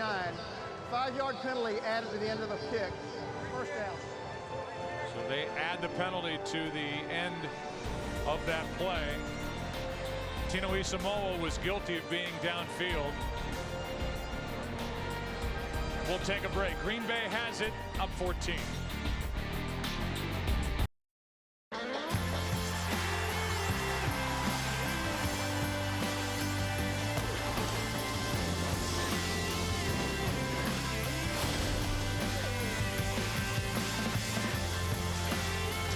Some of the all-time greats in the history of the NFL have worn these two uniforms. And in this second playoff game between these two franchises, the first coming back in 1941, a game that the Bears won 33-14 at Wrigley Field. It's now Green Bay on top here in January of 2011. 14-0, under 3 to play third quarter. Bears are hanging around. Play clock was at 1. John Kuhn carries it and pushes forward for 2. Urlacher in there on the stop. Yeah, and here's what happens is Aaron Rodgers comes up, and as soon as he starts to check, you're going to see Urlacher. It looks like he's rolling the dice. That's the signal for this week to get them into coverage, and they're too deep shell. But Rodgers was anticipating that, so he actually went with the running play, and at the end of that, Rodgers was visibly upset with the execution of the play, because when it was all said and done, he had called the perfect play against that defense, and yet they didn't get anything out of it.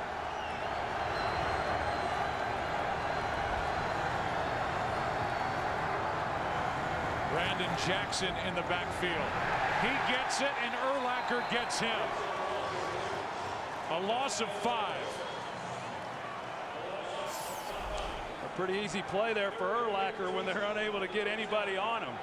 I mean, he's hard enough to stop when you get a blocker, sometimes 2 blockers on him, but when you don't put anybody on him, well, that's a no-brainer. Well, there's some who thought Urlacher was finished in this league. Last year he went out week 1 with a wrist injury, spent the season on IR. He's come back and played brilliantly right in the middle for Chicago. And a big reason why this defense was as good as they were all year.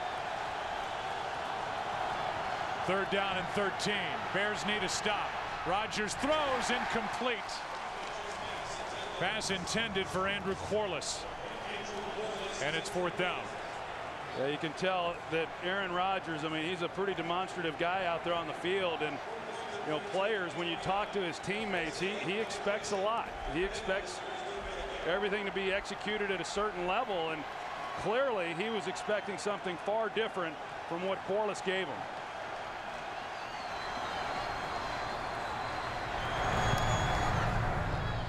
Devin Hester pushed toward the sideline.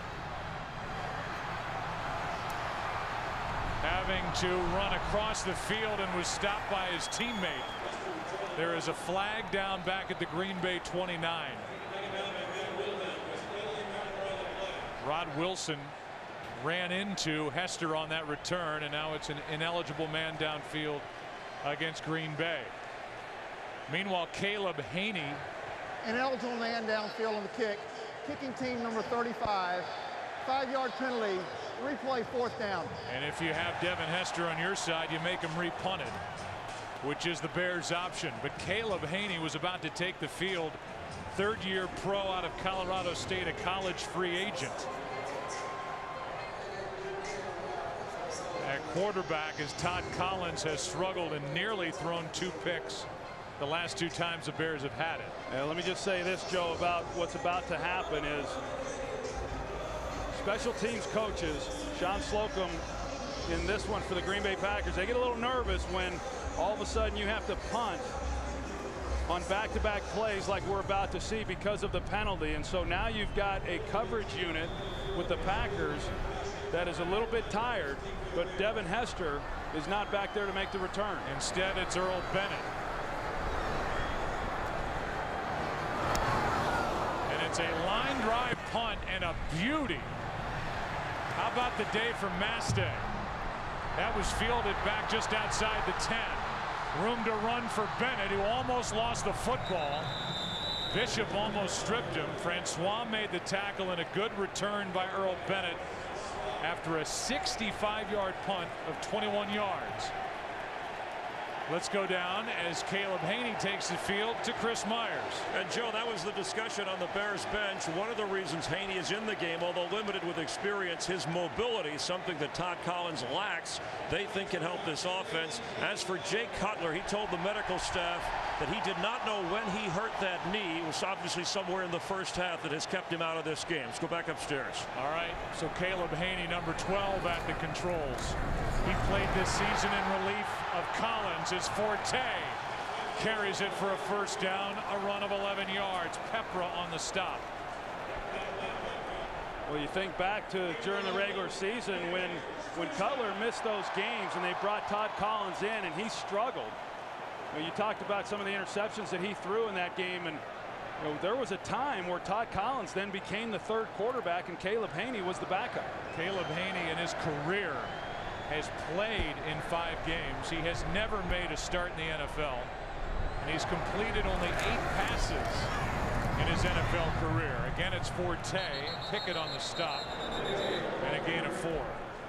I'll say this, I mean, we've watched Green Bay go up and down the field as we're running out of time in the third quarter. Rodgers threw the red zone interception, and the Bears have been able to hang around. They're down by 14 points and now have Caleb Haney at quarterback. On to the fourth we go.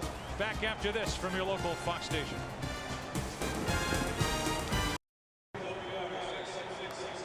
As you look at the numbers through 3 quarters, realize that because Caleb Haney came in the third quarter instead of the fourth, he started this game as the third quarterback.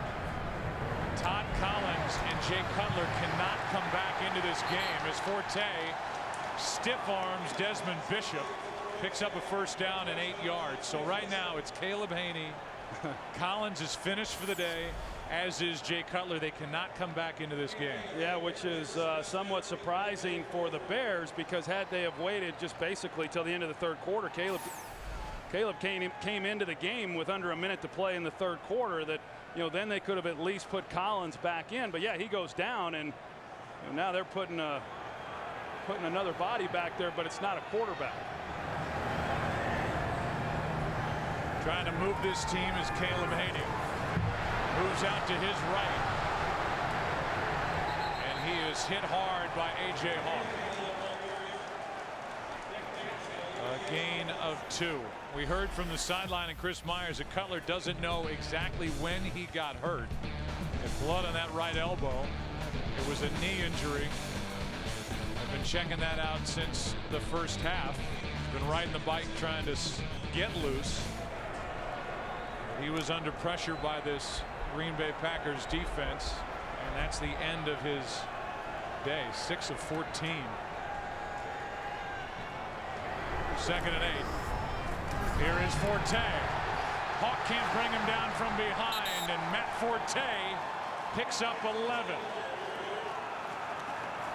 Well, we've seen the Packers for much of this game. They've been playing with 5 defensive backs, 2 down linemen. And what usually happens then when an offense starts to run the ball and have some success against them, you'd see Dom Capers go with an extra down lineman to try to shore up the run defense. We've seen a couple of times now with Caleb Haney at quarterback, they've been able to get a couple of good runs with Matt Forte. You see all that pre-snap shifting by Chicago. Sign of a Mike Martz offense. As Chester Taylor runs into Clay Matthews.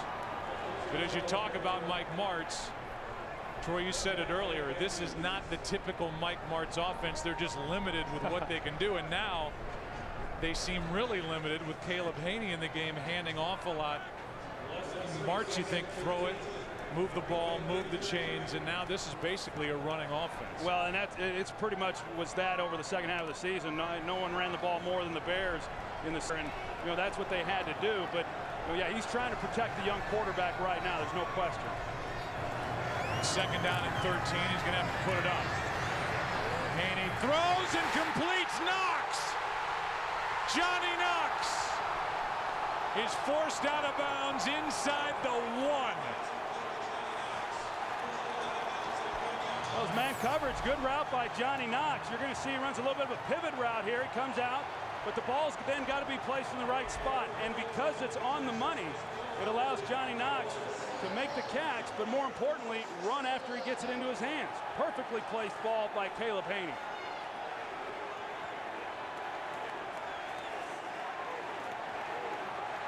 There is no challenge as it's 1st and goal from inside the 1. Handoff. Touchdown, Chester Taylor.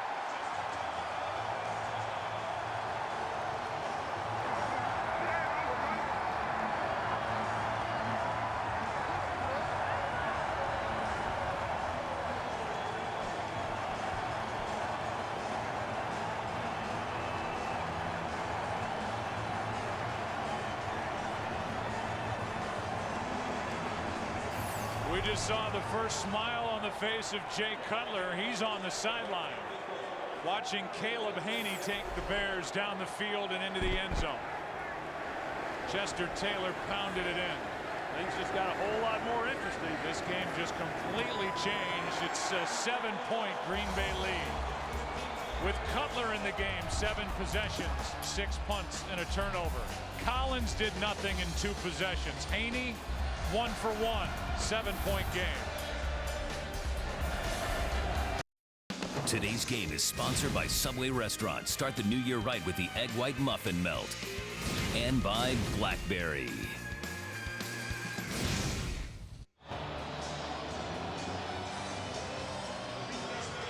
Some of the snapshots from outside Soldier Field on this frigid day in Chicago. Big catch on that 8-play drive by Johnny Knox. Touchdown run by Chester Taylor. Now everybody bunches up as Gold kicks it deep. It takes a bounce and sits up for Starks. And James Starks is out to the 24. Here's the big completion to Johnny Knox from Caleb Haney. Well, just a great throw by Caleb Haney. He threw it with great confidence there, too. Just 2 attempts there on that possession for Caleb Haney, but he completed both of them. I think you go back, Joe, to that opening possession for the Green Bay Packers to start this second half. They were driving the ball methodically down the field. Looked like they were going to go up 17-0 or 21-0 potentially. The interception by Urlacher. Chicago didn't do anything with it, but they kept them from putting any points on the board. And now on 1st down, it Starks over the left side, and the play is made on the edge. Tillman was out there along with Urlacher. No gain. Well, the game was pretty easy to play there with a 14-point lead. The way that the Packers had been playing defensively, there was no real urgency. Didn't have to be on the offensive side of the ball for the Packers. All of a sudden now the crowd's back in. It's a 1-possession game. The Bears were able to successfully put all the pressure right back on the Packers.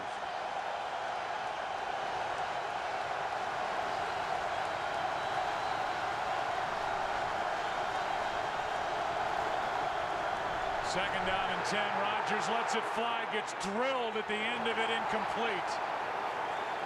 And a penalty flag is down.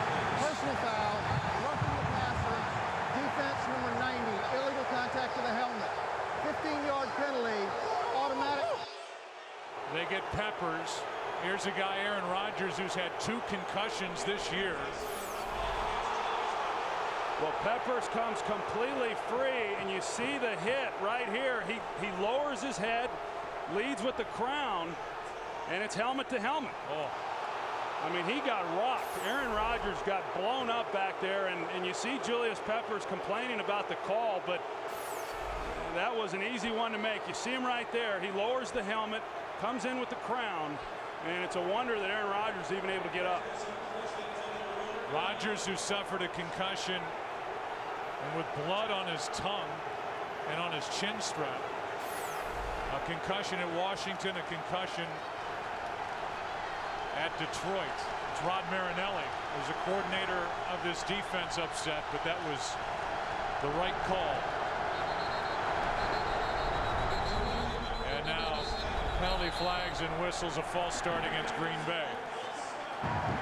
False start, offense number 86. 5-yard penalty, first down. It's a veteran Donald Lee. That was smart on Mike McCarthy's part because he put Donald Lee over there to give help to the left side, because right now Julius Peppers on a mission. When you talk about a guy who is hot, I agree with you, Joe. That was absolutely the right call. You know, if you don't like the call, Peppers didn't like it, Marinelli didn't like it, you just don't like the rule because the officials just enforced the rule. But whoever right now is having to block this man, they're going to have their hands full.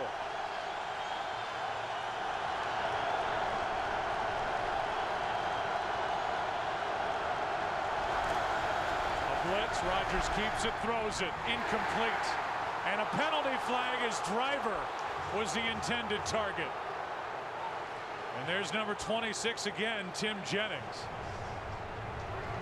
And it is pass interference against Chicago. Pass interference, defense number 26, automatic first down. Jim Jennings has been the starter since week 4. Zach Bowman lost his starting job out at corner after the Bears played Green Bay here in week 3. We've seen the Packers now run that route a couple different times, whether it was with Driver or Greg Jennings. It's a very difficult play to stop. Jennings anticipated it coming, but you just can't make a play on it without then going through the offensive player.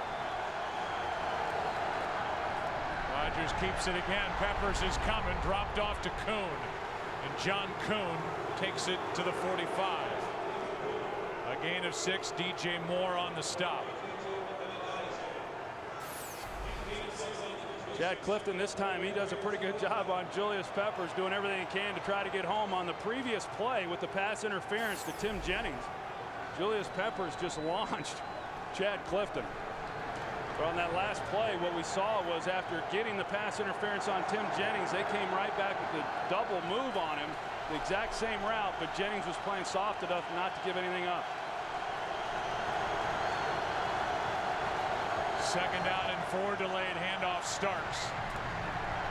And Starks drags Urlacher with him, a gain of 2.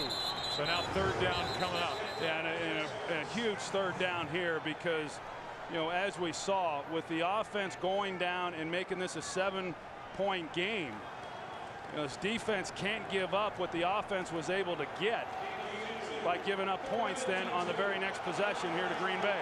Here we go, 3rd and 2.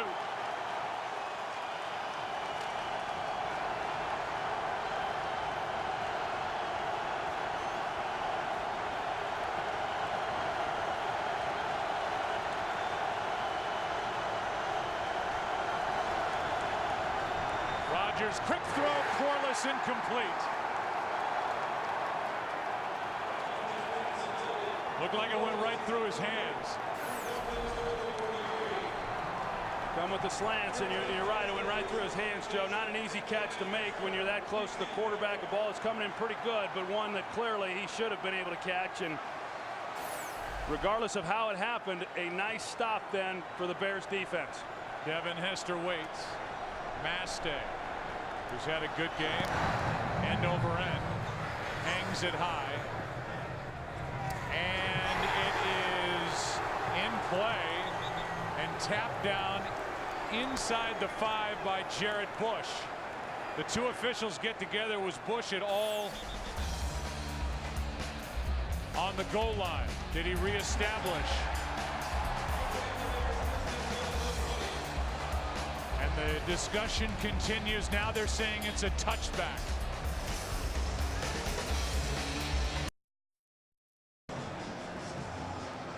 You can see Aaron Rodgers, maybe he can't right now. We could a moment ago bit his lip on that hit by Julius Peppers. Jared Bush did not reestablish his feet in the field of play before he touched that punt, so it's a touchback. And Chicago starts at the 20, and they hand it to Matt Forte. First guy there was A.J. Hawk. No gain, and we go back to that punt and watch the feet. Jared Bush on the goal line, and now he's got to reestablish both feet. before he touches the football, and he did not. So it's 2nd and 10. And if you're Green Bay, Troy, I mean, you have to load up, expect the run, and be more surprised by the pass. Well, you're right, and because of that, on that first down play, we saw the Packers go to their 3-down defensive linemen to shore up the run defense. Here is a throw from Haney. Maybe he gets hit by B.J. Raji, the nose guard, who got his hands up and got him on the body of Caleb Haney. It's now 3rd and 10. B.J. Raji, I mean, another one of those big bodies that's able to get pressure then on a quarterback, and I think that's one of the things that is kind of overlooked with this Packers defense. Yeah, they get pressure on the outside with their linebackers, Clay Matthews, but they're also able to generate some inside pressure, whether it be B.J. Raji or, as we've seen throughout, Alan Jenkins.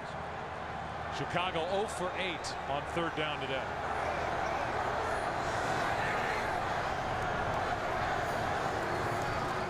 Coming off the edge is Shields, and this one is thrown out of bounds. Shields with pressure. Bishop was in there as well, and it's 3 and out by the Bears on offense. Yeah, and if you look at their 3rd downs now, 0 for 9 on the game. You know, they've all been long down situations, 3rd and long. That was close there. You see Sam Shields, he holds up. But it's hard. It's a hard down to convert on anyway. But when you're looking at 3rd and long all afternoon the way the Bears have, it's impossible. So now Maynard to punt. Tramon Williams waits for it.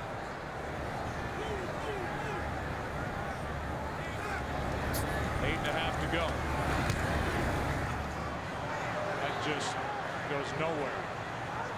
And it's tapped by Chicago's Brian Ewu. Just a 24-yard punt. Good field position on Chicago's side of the 45. Green Bay has it up 7. Today's game is sponsored by Verizon 4G LTE. Rule the air on the most advanced 4G network in the world. The winner of this game wins the George S. Hallis Trophy, wins the NFC, and has the opportunity to win the Lombardi Trophy. February 6th in Arlington. Rodgers keeps it, looking for Corliss. That pass is low and incomplete. 2nd and 10. Tillman with coverage out there. Green Bay Packers trying to become the first number 6 seed out of the NFC to make it to the Super Bowl. So the right idea there by Mike McCarthy on the call. You know, if you're the Bears, you're expecting the Packers to come out and run it, try to take some time off the clock, get in field goal position. You know, the Packers have got to believe that if they can extend this back to a 2-possession game, they're in really good shape. They run the play action, just fail to complete the pass. Quick throw, Jennings. Got inside Tillman, and Jennings has 9. 3rd and 1. Now, typically during the season, John Kuhn takes over on 3rd and 1. He was 9 for 10 converting on 3rd and 1 during the regular year. We'll see how Mike McCarthy, the play caller and head coach, wants to play it. Starks and Kuhn are in the offensive huddle.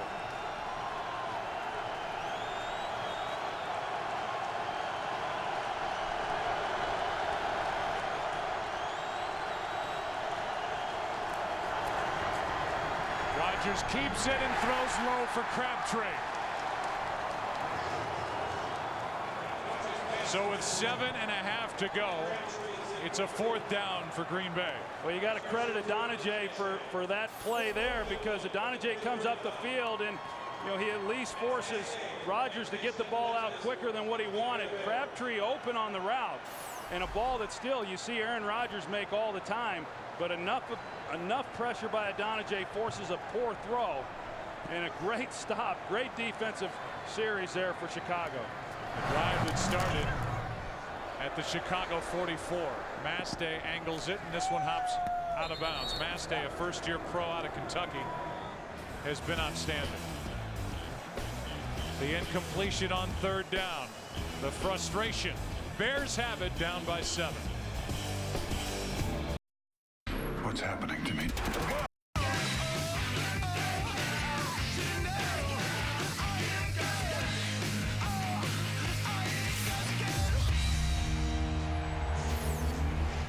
Along with producer Richie Zients and director Rich Russo, that's Jared Bush, best special teams player for Green Bay, took a shot at the end of that punt. Well placed by Mastay, and so the Bears start at the 10. And Forte over the right side gets 2.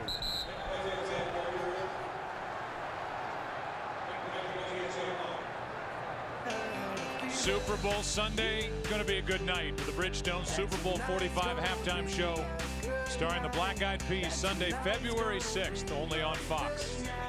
Will it be Green Bay? Will it be Chicago? Will it be the Jets? Will it be the Steelers? Second and 8. Pressure on Haney. Gets rid of it. The pass is caught by Bennett, but that's only up near the 15, a gain of 3. Yeah, we saw the throw that he made earlier to Knox on their touchdown drive, and that time he had Earl Bennett. Earl ran a nice route, but the ball wasn't placed where he could run with it after the catch. Had he have been able to get it in his hands properly, Bennett then picks up that first down. So here's another third down, 3rd and 5. And the Bears have to hurry, or they're going to have to use a timeout. And they're going to have to use a timeout.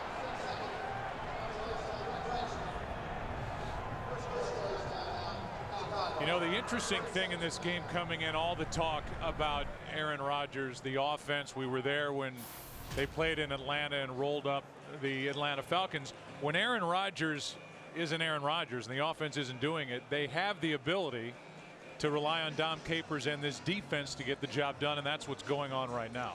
Well, it is, and they've shown, you're right, that they're capable of playing any kind of game that you want to play. Aaron Rodgers, he's been good, but he hasn't been as spectacular as what we've seen in recent weeks. And there's not many times that you're going to give the ball to the Packers where they had the ball in their last possession and not get points out of that. And so it had more to do with a lack of execution, I think, by Green Bay offensively than it did what the Bears were able to do defensively. But now it's about this offense getting something done for the Bears. Under the direction of Caleb Haney. On 3rd down and 5, pressure, pass is picked off, and who is it? Big B.J. Raji for the touchdown.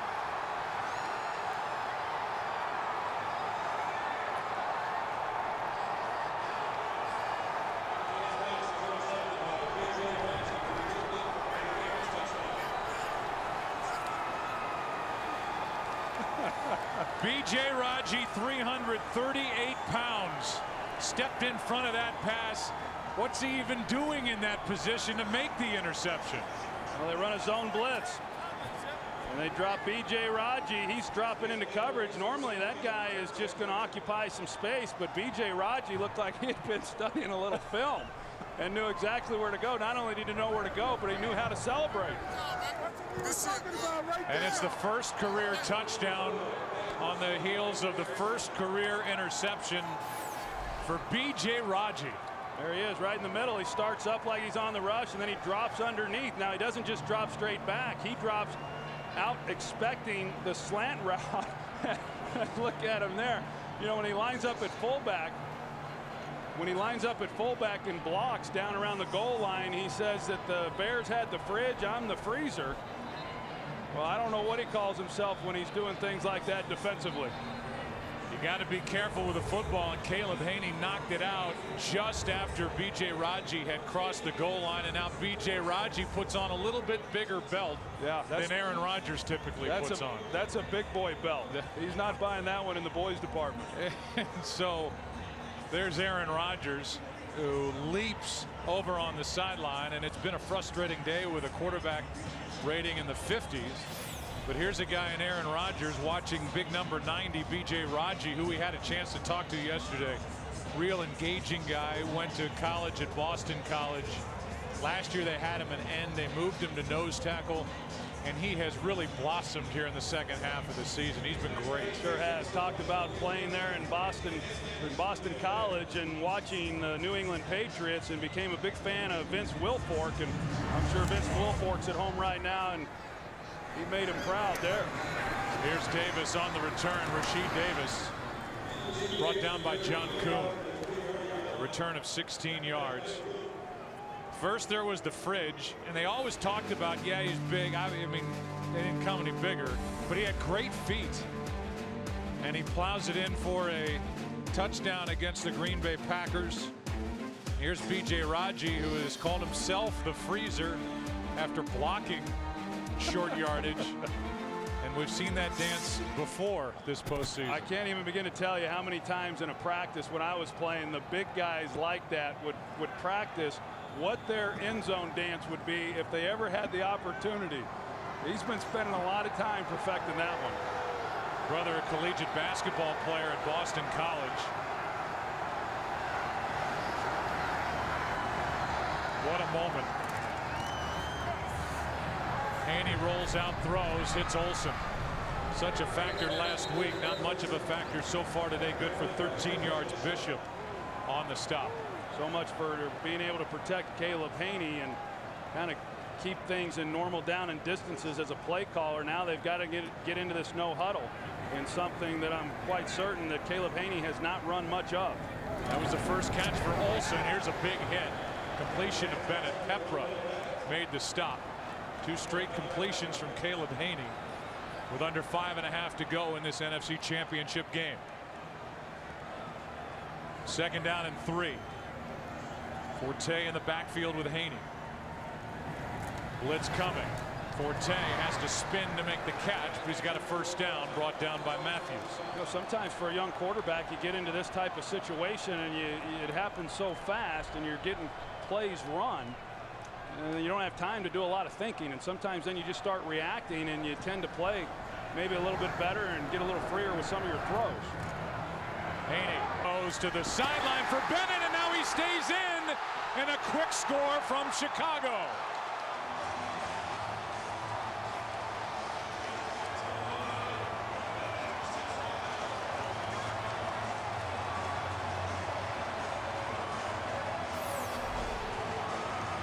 Bennett, he runs a corner route, and he's running it against Charles Woodson, and they've had success with that. Now you saw Nick Collins come over the top, and he should have been able to make the play to at least keep Bennett from getting into the end zone. You know, not much of an effort there by Nick Collins, but a great throw by Caleb Haney, making it happen.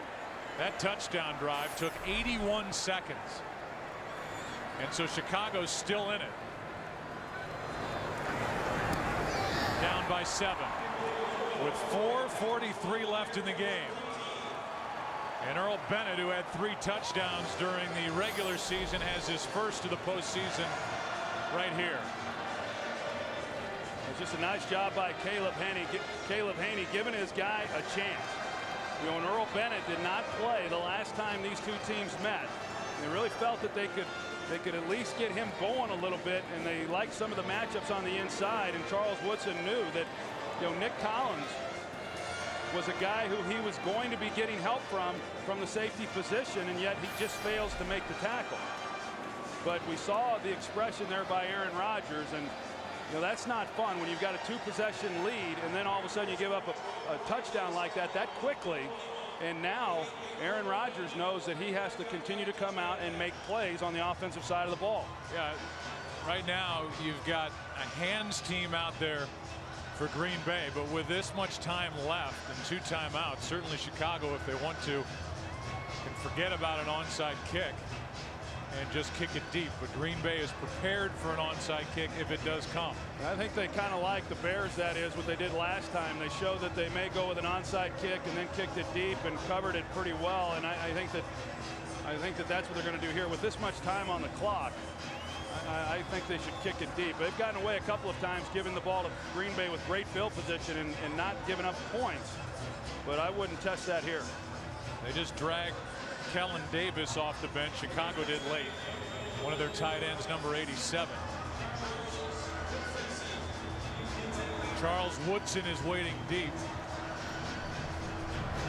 And Gold kicks it in the direction of Woodson. 2 bounces into his hands. And Woodson out of bounds and knocked down after a 14-yard return by Garrett Wolf. And It's Aaron Rodgers against this Chicago defense again. Well, we'll see what Mike McCarthy wants to do. When they were in this situation a few moments ago, McCarthy came out throwing the ball. Threw it on first down and then failed to convert on third down. We'll see if he tries that same approach or if he's going to see if maybe they can get some yardage on the ground and take a little more time off this clock.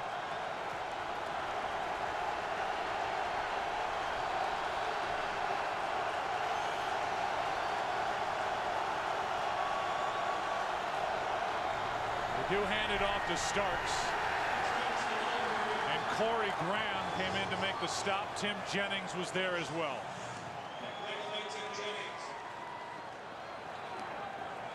So it's a 7-point game with under 4.5 to go. Here's a game summary. This NFC Championship game, Rodgers, who has been so hot, has been cooled off on a frigid day in Chicago. B.J. Raji with an interception and an 18-yard return. The last touchdown for Green Bay, but now with Caleb Haney at quarterback, the Bears just had a quick strike. 2nd and 11.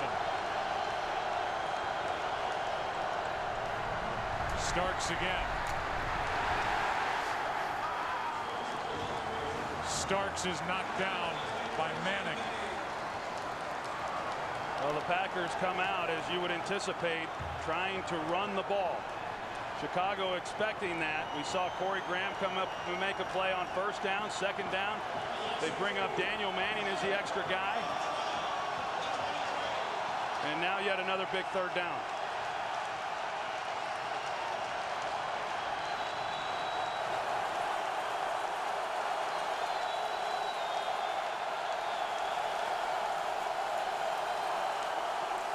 Peppers coming off the edge. Aaron Rodgers nowhere to go except down. Briggs on the stop. And it's 3 and out. We've seen Briggs make a few plays in this ball game. Here he is. He's going to be in coverage. He's covering John Kuhn, but he keeps his eyes into the backfield. So while he's in coverage, he's anticipating that there's a chance that Rodgers may scramble, and he was there then to pick it up. So now Devin Hester is waiting deep for Chicago with Mastay, who's been good so far. In a game like this, you're only as good as your last punt with somebody like Hester waiting.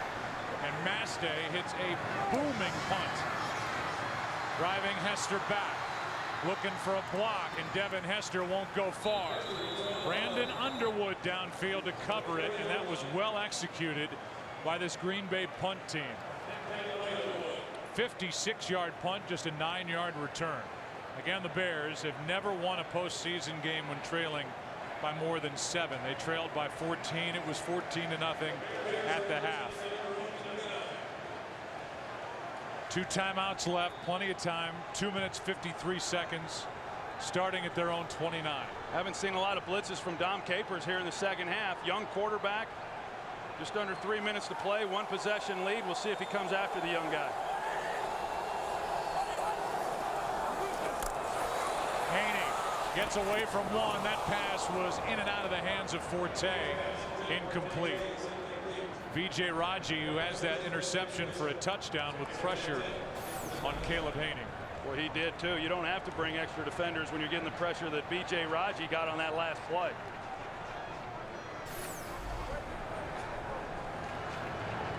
Second and 10, 2:49 left.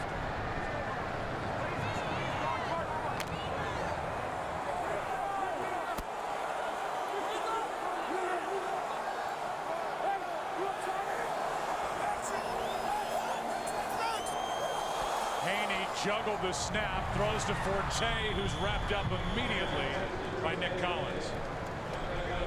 Play got off to an odd start right from the snap, and this one was high, a bobble, and a completion of just a yard. Yeah, well, once he got it, you know, he panicked there just for a minute, because then once he was able to regain the ball, he immediately just turned to Forte and turned it loose. Didn't even think about looking anywhere else.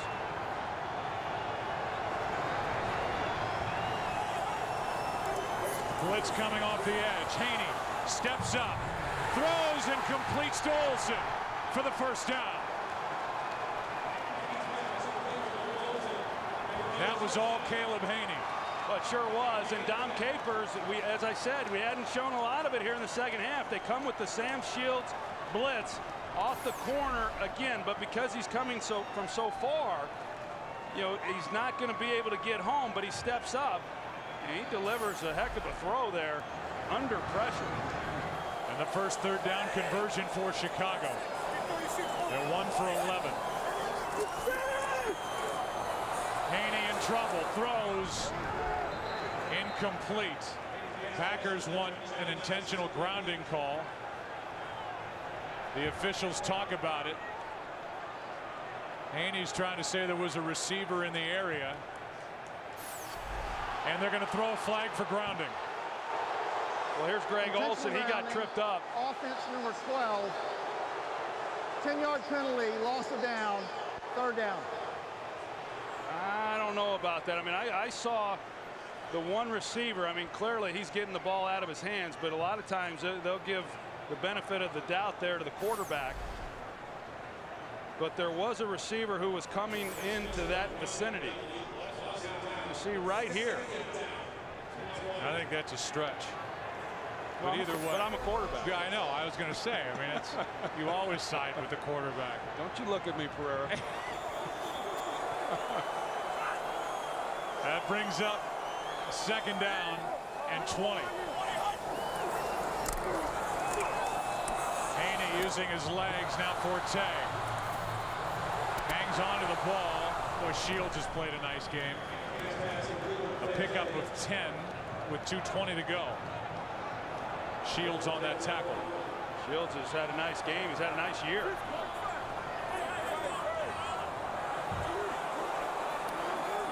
Just 3 men up front defensively for Green Bay, including Clay Matthews. It's third down underneath Forte.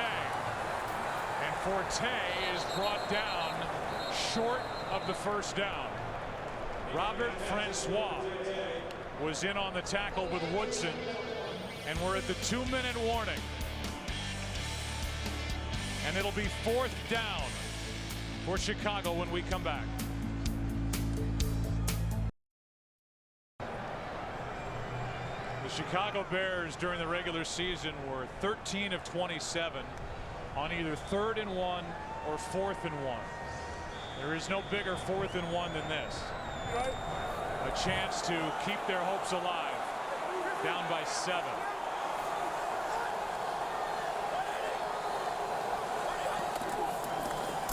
Taylor gets it, picks it up.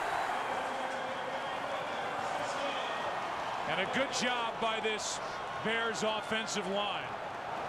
Not only were they not good this year, Joe, they had not been good against the Green Bay Packers especially. But they got great movement along that right side. Chester Taylor hit it. Haney sets up a screen for Forte. Out of bounds with a first down at the 35. Clay Matthews made the stop. There are 2 timeouts remaining for Chicago, down by 7. This one good for 12 yards. Clay Matthews at the end of this play, he comes up hobbling just a little bit. You wonder how that might impact him here as he tries to rush Caleb Haney. A minute 27 left.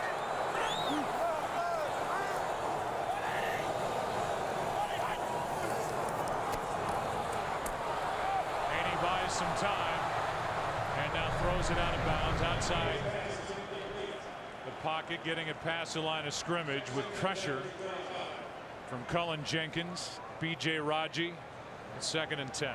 Caleb Haney, he's been impressive. I don't know what's going to happen here over the next minute and 21 seconds, but Caleb Haney has played exceptionally well, and he's made good decisions as well. The interception to B.J. Raji, just a simple thing where he doesn't see the guy, but overall he has made good decisions and has thrown the ball extremely well.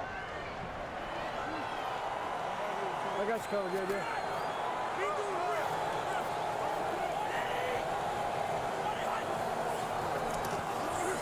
2nd and 10. Haney looking for somewhere to go, finds Olsen. And Olsen is out of bounds with a gain of 7.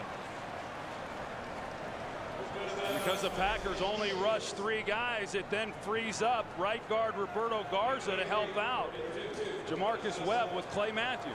Are you surprised they're not coming after Caleb Haney more? Well, I think what Dom Capers has decided here is that rush 3 and make Caleb Haney try to then read coverage as opposed to bringing pressure and then knowing he has man-to-man, one-on-one outside. It's very easy then for a quarterback, but if you're not getting home with 3, you've got to try something else.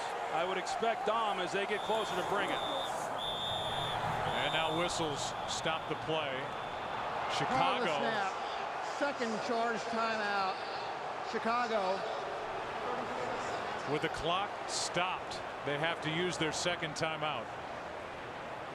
If you're wondering why Caleb Haney is in the game, Jay Cutler started this game and left with an injured knee. Tried to get it loose, could not on this cold day. Todd Collins was ineffective nearly through 2 interceptions. He's on the bench. And this game is in the lap of the third-year pro out of Colorado State, who is near the top in every category in the record book in Colorado State's history, but has played in only 5 games in the NFL prior to this. And I don't know whose decision it was to put him in the game, but it was a genius decision as we look at this right now. Desmond Clark right here. Keep an eye on him. Bennett gets hit and goes down. Bishop made the stop, and now here comes another 4th down. And I say who made the decision, whether that was Lovie Smith or whether that was Mike Martz. But they didn't stick with Todd Collins very long, and you're right, Joe. I mean, they lose yardage on that one. And here it is. Under a minute to go, 4th and 4.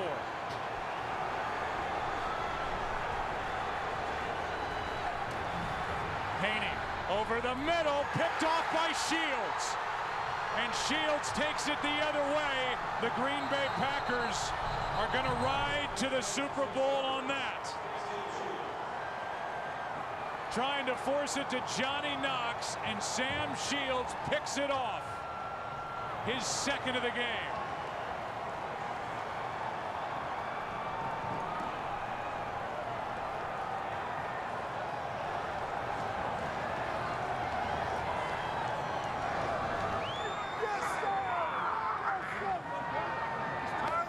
Got one just before the half, and now with under a minute to play, Shields, who was a college free agent, had played 1 year of corner into this year, and with his speed and ball skills has really lifted this Green Bay secondary. Yeah, and he's really the reason why the Packers have been able to do all the things that they've been able to do within their defensive schemes this year. He and Tramon Williams has given Dom Capers tremendous flexibility within that defense. Sam Shields played that one absolutely beautifully, knowing that he had safety help, was in a trail position, and he brought back his wide receiving skills that he used in college before he made the switch to defensive back, and makes a great game-saving play. It wasn't how many people expected it to happen, but it was the Green Bay defense stepping up. Raji with an interception returned for a touchdown.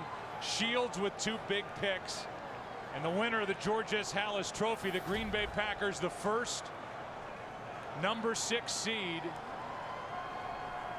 from the NFC to make it to the Super Bowl. Green Bay in it for the first time since '98. They won it in '97 with Brett Favre at quarterback, and now they go there with Aaron Rodgers. As Caleb Haney threw it, Shields made the play.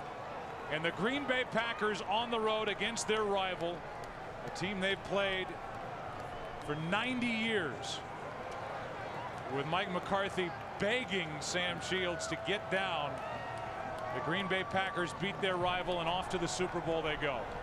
Off they go, and we talked about it coming into the postseason play, Joe. You know, there wasn't a hotter quarterback really in the league. Maybe Tom Brady, but certainly not in the NFC. And they ride the hot hand of Aaron Rodgers. Today they ride that defensive play And off they go to Arlington, Texas for Super Bowl 45. It's the 5th Super Bowl in team history. They have 12 titles. And the Green Bay Packers are the 2010 NFC champions. And they've done it on the road, at Philadelphia, at Atlanta, and now here against their rival, the Chicago Bears. What a game. Let's go down to the field. Pam Oliver, Aaron Rodgers. Well, first up, you're heading to the Super Bowl. It's a dream come true. It's an incredible feeling. I'm lost for words. I know you're self-critical, but can you see the forest for the trees on this one? You know what? You got to give credit to their defense. I didn't play my best game. They had a good plan for us. They stopped us. You know, we just had enough points on offense, and BJ had a big touchdown catch. Incredible. And the lips okay? Yeah, I'm all right. All right. Back to you, Joe. Aaron Rodgers gets to go celebrate. Thank you, Pam. Talk about celebrate. B.J. Raji, 338 pounds, took it in. A big score. The last points put up by the Green Bay Packers. They win by those 7 points. The AT&T postgame show coming up after this.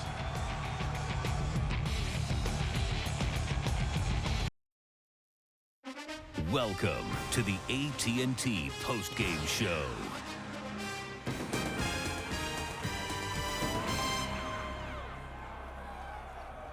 The Green Bay Packers begin to celebrate the 5th Super Bowl berth in the franchise's history, first since 1997. They will try and rack up Super Bowl win number 4 in just 2 weeks, but they are officially the champions of the NFC. As we welcome you to the AT&T postgame show, a lot of cheeseheads still here at Soldier Field celebrating. Kurt Menefee, along with Howie Long, Michael Strahan, and Jimmy Johnson. We'll get to Terry Bradshaw inside that victorious Green Bay locker room in just a moment. But guys, I want to maybe start with you, Michael, because the last time the Packers were in the championship game, they lost at home to you. You went to the Super Bowl. You know now the tables are turned, how they're feeling in that locker room. Well, right now they're feeling a little bit warmer than they were out here, I'll tell you that. But those guys are ecstatic. For a lot of those guys, almost all of those guys, their first time going to the Super Bowl, you're looking forward to just everything involved with it. If you've gone before, get all your parties out the way when you're not a player, because now you go, it's all about business. So for these guys, the chance to enjoy it and chance to go home for the week, let their fans enjoy it, and then get back to the business of playing football. Michael, this feeling is something that people at home can look at it this way.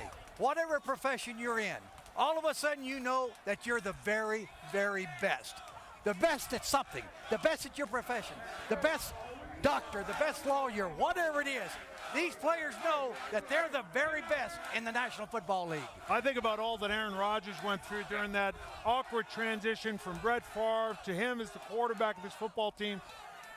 Woodson, a guy who played against New England with Oakland, that fumble that wasn't, and then, of course, losing in the NFC Championship game to the Giants. Happy for him. This was a total team effort by the Packers. They are champions of the NFC, and to present them with the George Halas Trophy and taking part in the celebration in the locker room, let's send it over to Terry Bradshaw, who's inside with the Halas Trophy. TB. All right, Kurt, thank you very much. And I'd like to say the very happy Green Bay Packer locker room.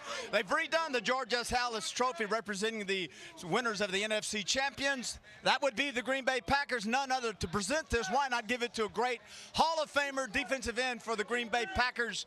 Willie Davis, present this to Mr. Murphy, would you please? Thank you so much, Terry. And Mark, this is another great moment in Green Bay Packer history. Hey, I'm glad I witnessed it, and we're going to go on to the Super Bowl. So you take this show. Thank you, Willie.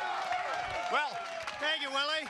We got one more to win, guys. We got to win the Lombardi Trophy. Mark, one quick question. How do you answer to all the owners? There are 112 owners out there on behalf of the group. You represent all of those owners. No, we got 112,000 shareholders. It's the best organization in the NFL, and we're proud to accept this. Congratulations, Thank you, Mark. Terry. Super Bowl 45 bound, the Green Bay Packers. Mike Murphy. Ted Thompson over here, general manager. Mike, come in here. Coach, congratulations. Thank you, Terry. It's been 14 seasons. That's a long time for the franchise for the Packers. How does it feel, Coach? Feels great. I can't say enough about our players and the effort today. It's always hard when we come to Chicago. Want to congratulate Lovey and his staff and the Chicago Bears organization on a great year. But we had a little bit of everything today, that's for sure. But just a great win altogether, and we're looking forward to going to Dallas. Is there a different attitude when you play a team in your division 3 times, and on the road, Coach, you've won at Philadelphia. All right, now you won at Atlanta. Now you've won in Chicago. Last team to do that was the New York Giants, and you know they went on and won the Super Bowl. We know all about the Giants, and we're thankful we're still on the road going to Dallas. So we got the thing going, and we're excited about our opportunity. Just a great effort. I can't say enough about these players. Just a great job, and then the coaching staff, just phenomenal. Opening drive, pretty impressive, wasn't it? I liked it. I wish we'd have kept doing it all day. It got a little hard there on offense, but they're a great defense, and we were definitely up for the challenge. Let me get your quarterback in here. Aaron Rodgers. Come here, Aaron. How you? You know what? We finally get to meet. Yeah, how you doing? I'm stuck in a studio, man. This feels pretty good. You know a little something about this. How's your lip? I'm okay. I'm okay. All right. Opening drive, I just asked your coach about it. Awfully impressive when you could go on the road against a division rival like the Bears and win that. How important was that for your team today? That was a great start for us, but you got to give credit to our defense. Our defense has been playing lights out the last few weeks. Offense sometimes gets a little bit too much credit. They carried us today, and we're going to the Super Bowl. It was incredible. You don't have to turn around and worry about anybody questioning you. It's always been about championships with you. When people talk about your stats, but really, it's always been about championships. It's about wins. It's about wins. We've gone on the road and won 3 tough games against 3 great opponents. Road Warriors. It's incredible feeling. I mean, to be able to get Donald Driver to a Super Bowl, Charles Woodson, some of these older guys, is incredible. How about Raji? I'm going to ask him. Raji, come here, man. Tell me about your play today. You know what? It wasn't perfect, but I tried to execute the defense. We played great. We got great players, and that's why we're on top. Yeah. Your defense game plan, I thought, with Capers coming out early, you took their quarterback out of this football game. Right. He didn't even show up for the second half. Your plans put pressure on him. You think that exactly what would happen? He would just disappear. Correct. Dom is a great coach. He has great things for us. As long as we stop the run, we have a chance in any game. All right, you're going on to the Super Bowl now. I know you're not thinking about it, but it's got to be a lot of fun, huh? It's exciting. I'm only my 2nd year in the league, and I'm going to the Super Bowl, man. I'm just blessed. I'm just happy to be a Green Bay Packer. Congratulations. Thanks a lot. All right, Kurt, kind of fun in here. Back to you. All right, thanks a lot, TV. We'll get back to you with more celebration going on in just a bit. But right now, guys, I want to talk about this.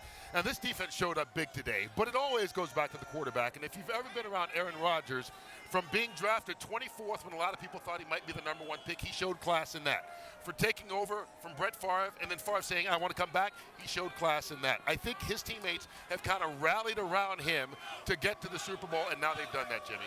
Kurt, Aaron Rodgers, I thought, was just outstanding when he started the ball game. He had 7 completions over 20 yards, so he was getting it in big chunks. Then he had maybe the biggest play in the entire ball game when he tackled Urlacher after the interception.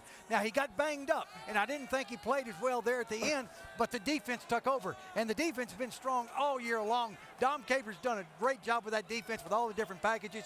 The defense really put the pressure on that Chicago offense, kept them out of the end zone. And that's what they're going to have to do to win the Super Bowl. Obviously, they're going to have balance. Defense is definitely going to have to show up. But offensively, you look at this team, you look at Aaron Rodgers, everything that he's gone through, and you think, okay, how does a guy this young stay so level-headed? He's done that. He's done everything you could ask for in a quarterback from a leadership standpoint. You can tell his teammates love him. And he gets up there in the interview, and the first thing he says is, I'm happy for Donald Driver. I'm happy for Charles Woodson. This is a guy that respects his teammates, and they respect him, and that's why they go out there and play as hard as they have for him, even through all the the crazy situations that they've had there in Green Bay. Yeah, and Green Bay's offense has been on fire, as Troy mentioned. No quarterback in the NFC as hot as Aaron Rodgers, but Bears, Packers, this is the way these games play out. They're never pretty. It's always close. Packers come out on top today and advance to the Super Bowl. And the Packers are the 10th different team from the NFC to make it to the Super Bowl in the last 10 years. You want to talk about parity in a conference. More celebration going on in that locker room. We'll get back to Terry Bradshaw with more interviews, and we'll also hear from Lovie Smith on the Chicago side right after this.